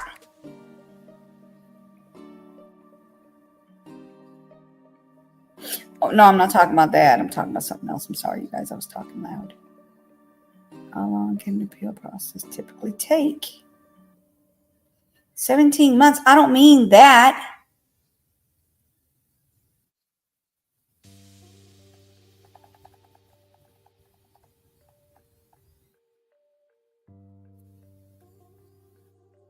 Yeah. You have to start that one early in the morning. You have to start that one early in the morning, or you're going to have to do like 2 of them or something.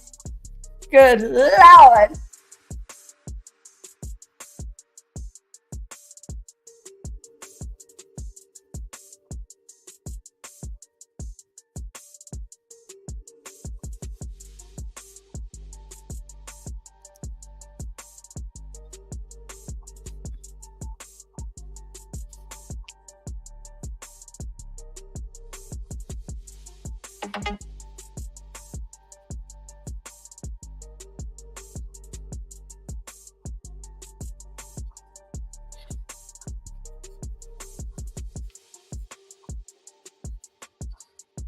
Okay, yes, definitely.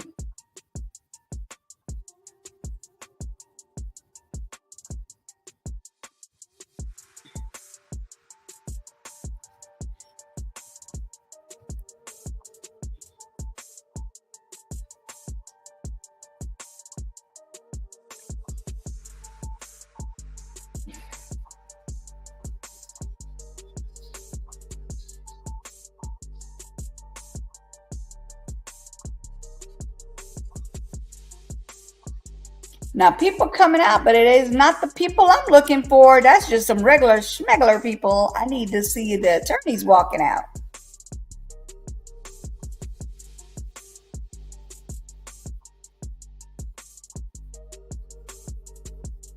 I guess I should have said how many hours, because this thing literally was telling me 17 months. I'm like, what? How many hours? How many hours does it take to appeal bonds?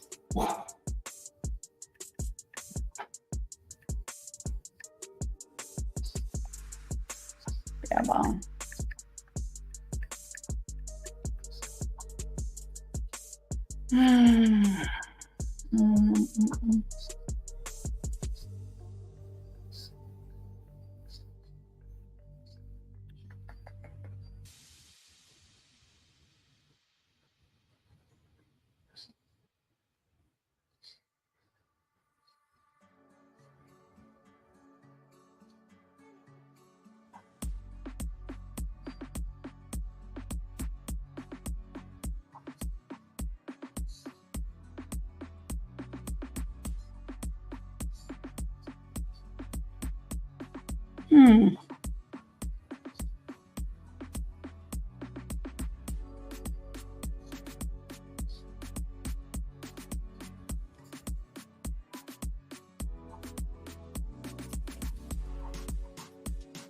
Have to put New York again, because that's what they keep coming up with.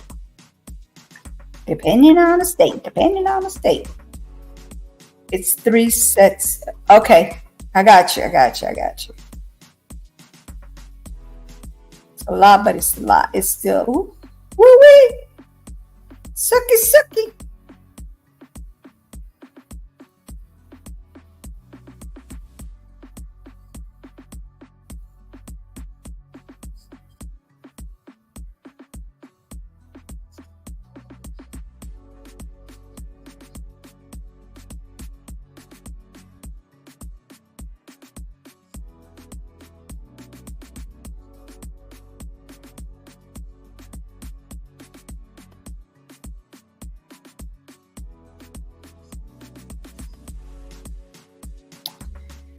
They're not even giving me that answer. I mean, we should know today, because that's what they made it seem like. He goes to court, and then it's like they got denied, and now it should be if it gets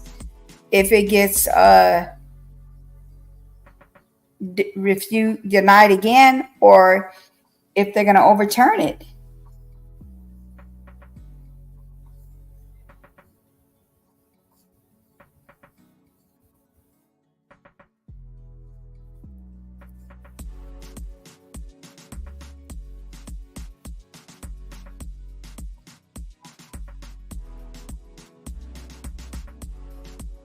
Come on, people. Come on out that court.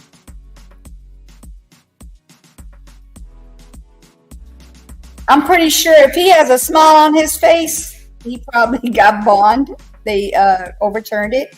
Or if he comes out looking mad as heck like yesterday, he was looking like he was on fire, allegedly. He was upset. He was a little upset. I'm talking about the attorney. He was upset.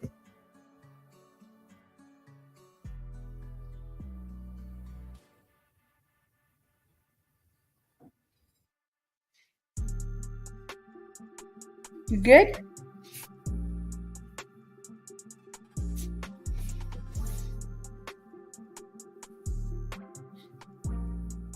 Hey D, how you doing? Thank you for coming through. I'm good. How are you? No more.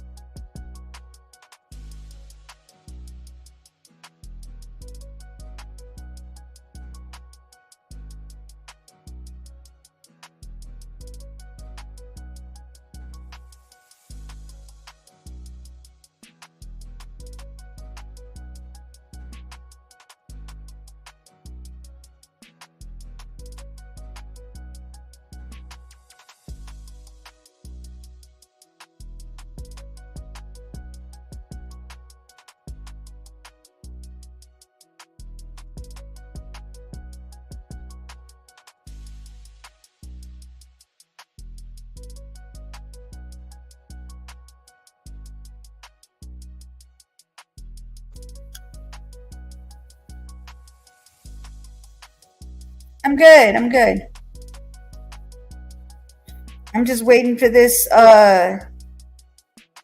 this refusal or overturn of the appeal for his bond for P. Diddy.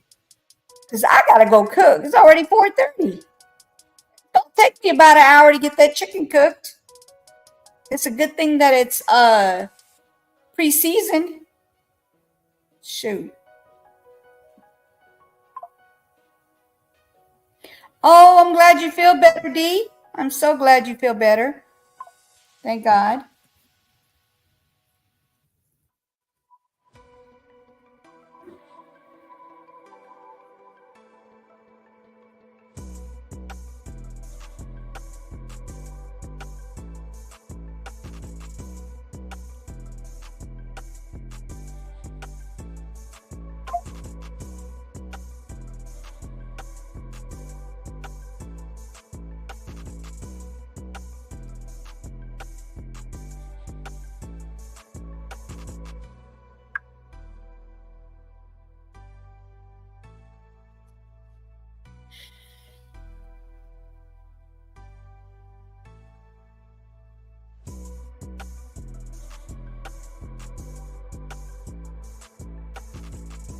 Oh, heck no.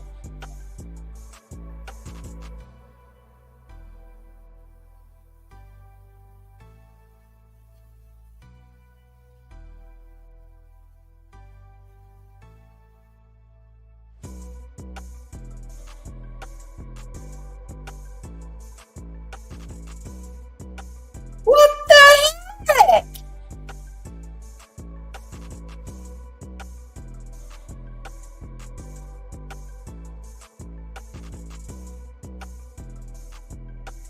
We need a small business.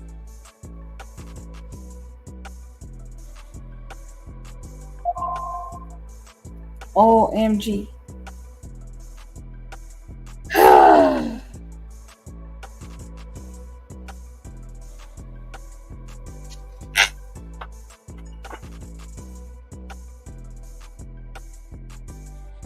How do we know about it? Still over here waiting. I'm on all the. This is news. Why are they not telling us? Hey.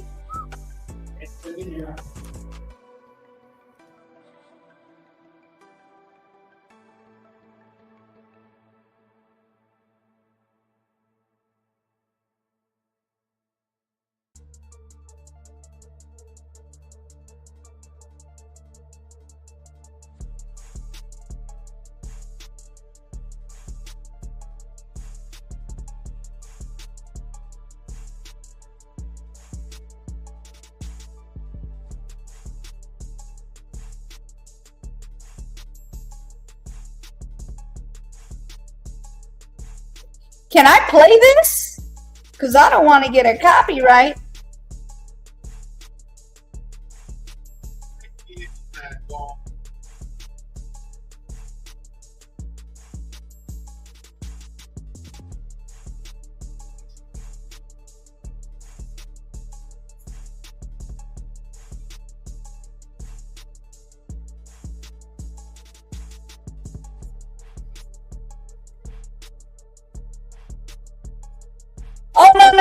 Oh, no, nothing got overturned.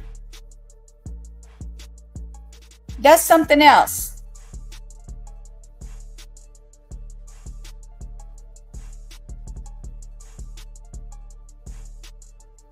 You made chili cheese fries.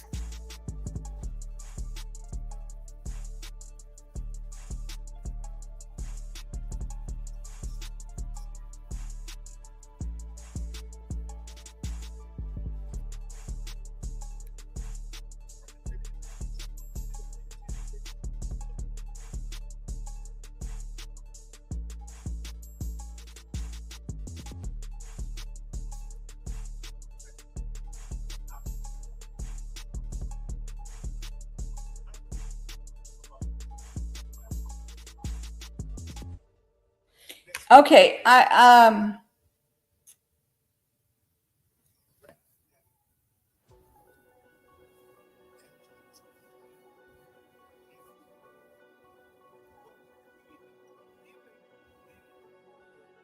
oh, chicken legs.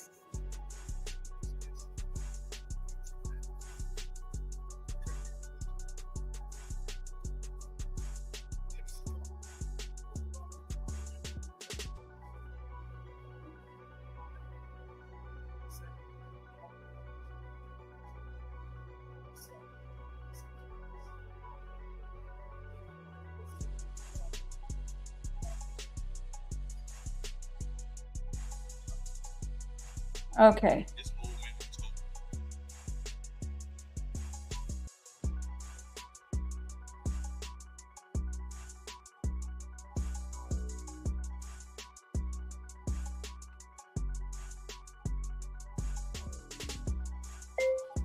The appeal didn't get overturned yet. They still haven't given us the information on it. He's talking about something that happened yesterday.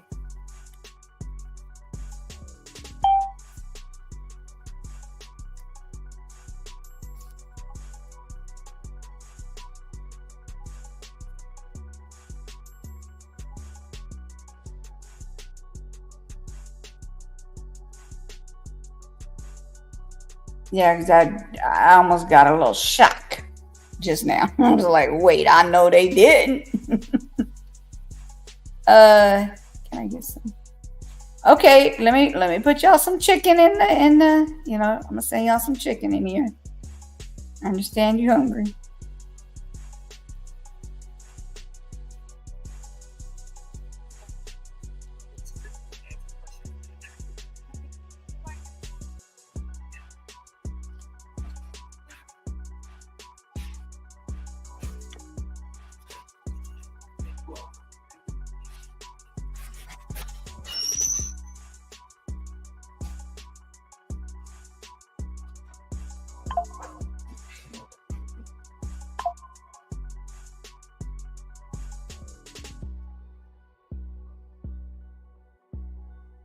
Are you looking for it?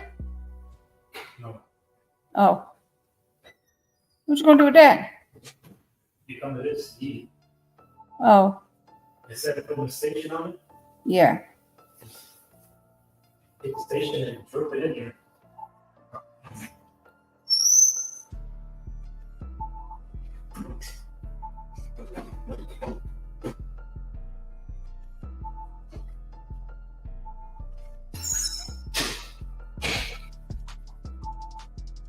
With something to drink in there. Chicken. There you go. I gave you hot hamburgers, tacos, all the goodness. Choose what you like. Hey Brandon, how are you? Day 11. I think I said hello to you. Yeah, I said hello. There you go. There's some chicken.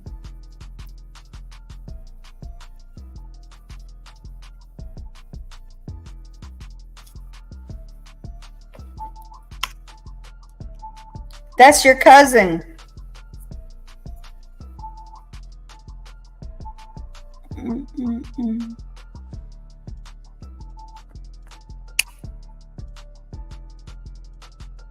Armando, if you're in here, you scared the mess out of me.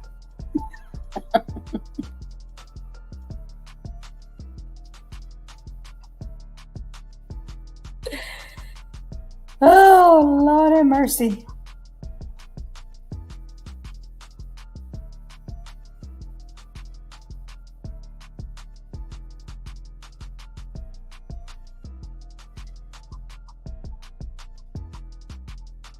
Oh, thank you. I appreciate it. They taste good. Thank you.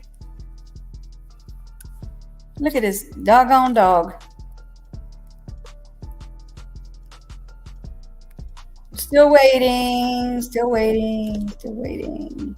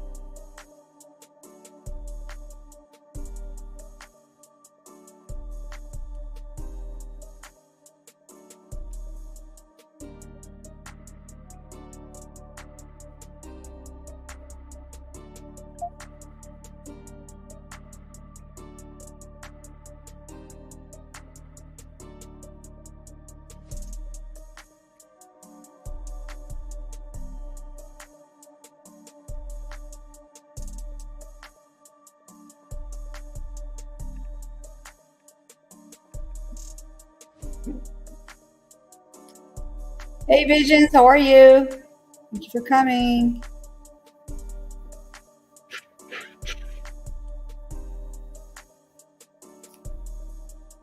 Let's see. Oh, wow.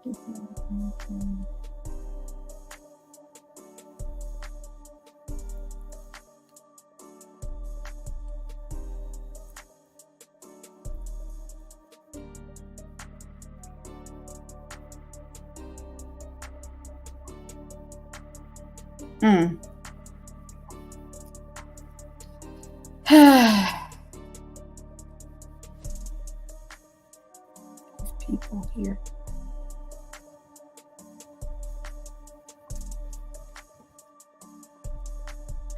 I tried the coffee ice cream you told me about. I'll give it a 4 out of 10. It wasn't good? I like it. It's really good. Stop it.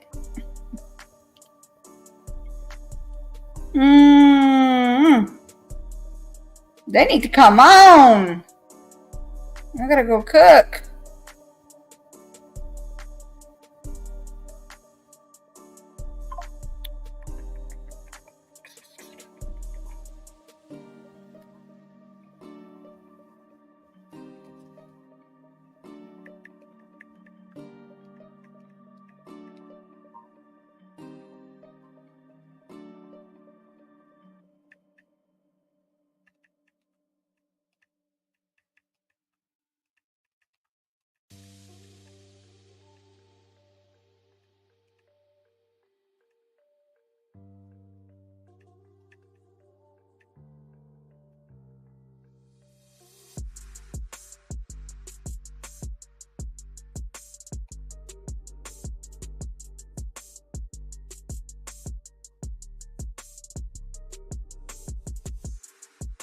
I taste pure coffee and I'm not a coffee person. Oh, that's why. Yeah, because if you liked coffee, you definitely would have liked it a lot.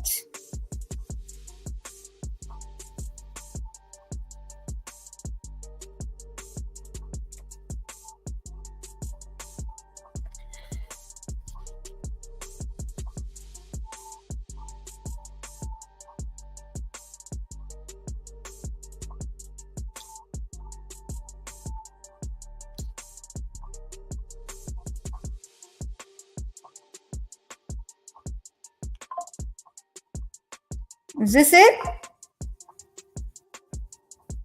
Oh, hold up. Wait a minute. That looks like the kids. Hold on. That's his kids? Is that his kids? Because that sure look like his kids, and they don't look happy. Hold on.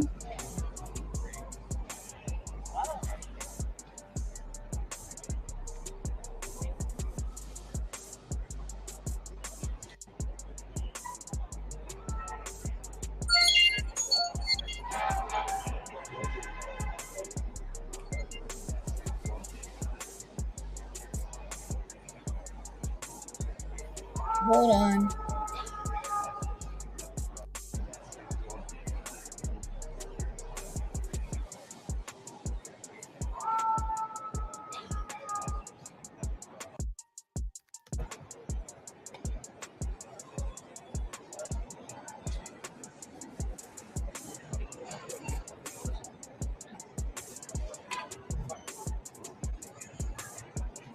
Yeah, I think that's them. Look.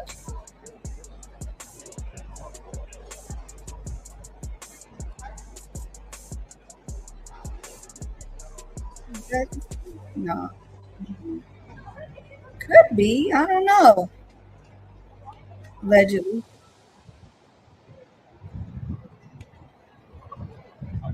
Huh. Okay, well. Possibly is. I don't know. That's the post office. Now we're just waiting for the attorney to come down. I'm assuming that's what they're doing.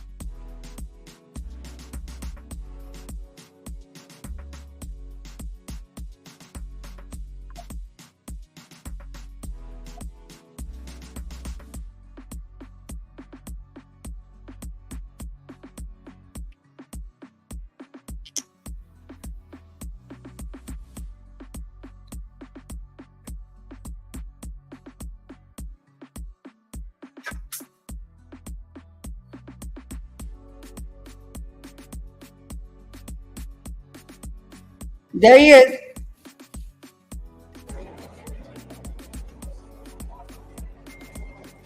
You look mad too. Yes, everybody. So we made a bail appeal. Judge Carter, it did not go our way. The fight continues. We're not denied. I told Mr. Combs I'm going to try and get his case to trial as quickly as possible. I'm going to try and minimize. Got denied. He got denied. He spends in very, very difficult and I believe inhumane housing conditions in the special housing unit in the Metropolitan Detention Facility, and I'm going to do everything that I can to move his case as quickly as possible. I understand that the government has a great amount of electronic devices that they have to download and provide to me, but everything's on the government's timetable. Nothing's on the defendant's timetable, and they're going to have to accommodate me and him. He got denied again. A quick trial, and I'm going to be pushing for that. Happy birthday, Hattie. He died. He has been ready to defend Hey, since he first found out about Hey, it. Renegade. He got denied, y'all. From his perspective, I obviously would much prefer to fight this case with him out of jail, and we are going to try to bring that about through additional legal process. But wherever he is, his resolve is the same. He believes he's innocent. I believe he's innocent, and we're going to fight this case with all of our might until we don't have to fight any longer. I'm not really going to take any questions, but at this point, we are moving forward. We're preparing for trial. We got denied, y'all. And we are considering our next steps and appealing the court's ruling. All right. Thank you all very much. I really appreciate it. You're doing good. That's it. Oh, yeah. Denied. Yeah, I'll do that. So in the past, Essex County, New Jersey, it's a county facility but it has a contract with the federal government, and you can get a certain number of federal inmates in Essex County, New Jersey. And in my experience, it's just an easy place to deal with. I think it's better for the person being housed there, and it's easier to get access, to him. I mean, one of the hardest things when you're preparing for a very significant trial with a great deal of discovery is you want your client to be able to have access to, the electronic discovery. Nothing nowadays is in paper form. Everything's electronic. So you need to make sure that your client has access to a computer and that I can look at discovery, that comes in. So that was my idea. I'm going to go. Thank you. He's good. Thank you. He got denied bail yesterday and today. He got denied, Armando. Good job, Judge. That's it, y'all. That is it. I can go ahead and go cook now. He is denied.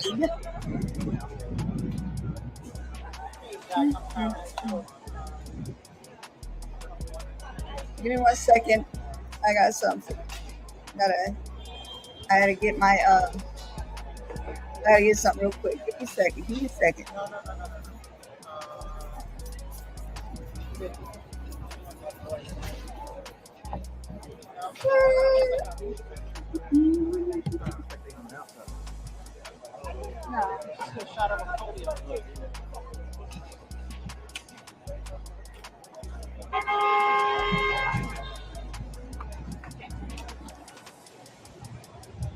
Hold on.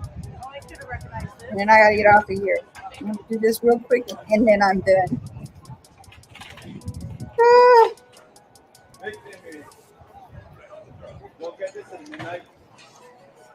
There you go, denied. He got denied, y'all. He got denied. Staying back here, but he got denied. Staying here, but he got denied. All right, denied. That's the second time. Yesterday he got denied and he got denied today. Okay. All right, y'all. That's it. He got denied. They're closing the shop now. Denied. Just kidding. I'm just kidding. I'm kidding, y'all. I'm kidding. But he definitely got denied. I'm glad he got denied. There's reasons behind it. There's always a reason behind everything. And definitely he has been denied. Hey, Renegade, thank you for coming through. At it again. Thank you for coming through. Everybody, Armando, No Lock, Pat, happy birthday to you. All right, y'all. Have a great day. You ain't gotta go home, but you gotta get up out of here. See ya. Bye. Look, I forgot to pick what you call it first. Hold on. Before I say it again, I gotta say it one more time. One more time. Give me a second. There you go. All right. You guys ain't gotta get out. You don't have to go home, but you gotta get out of here. See ya. Bye.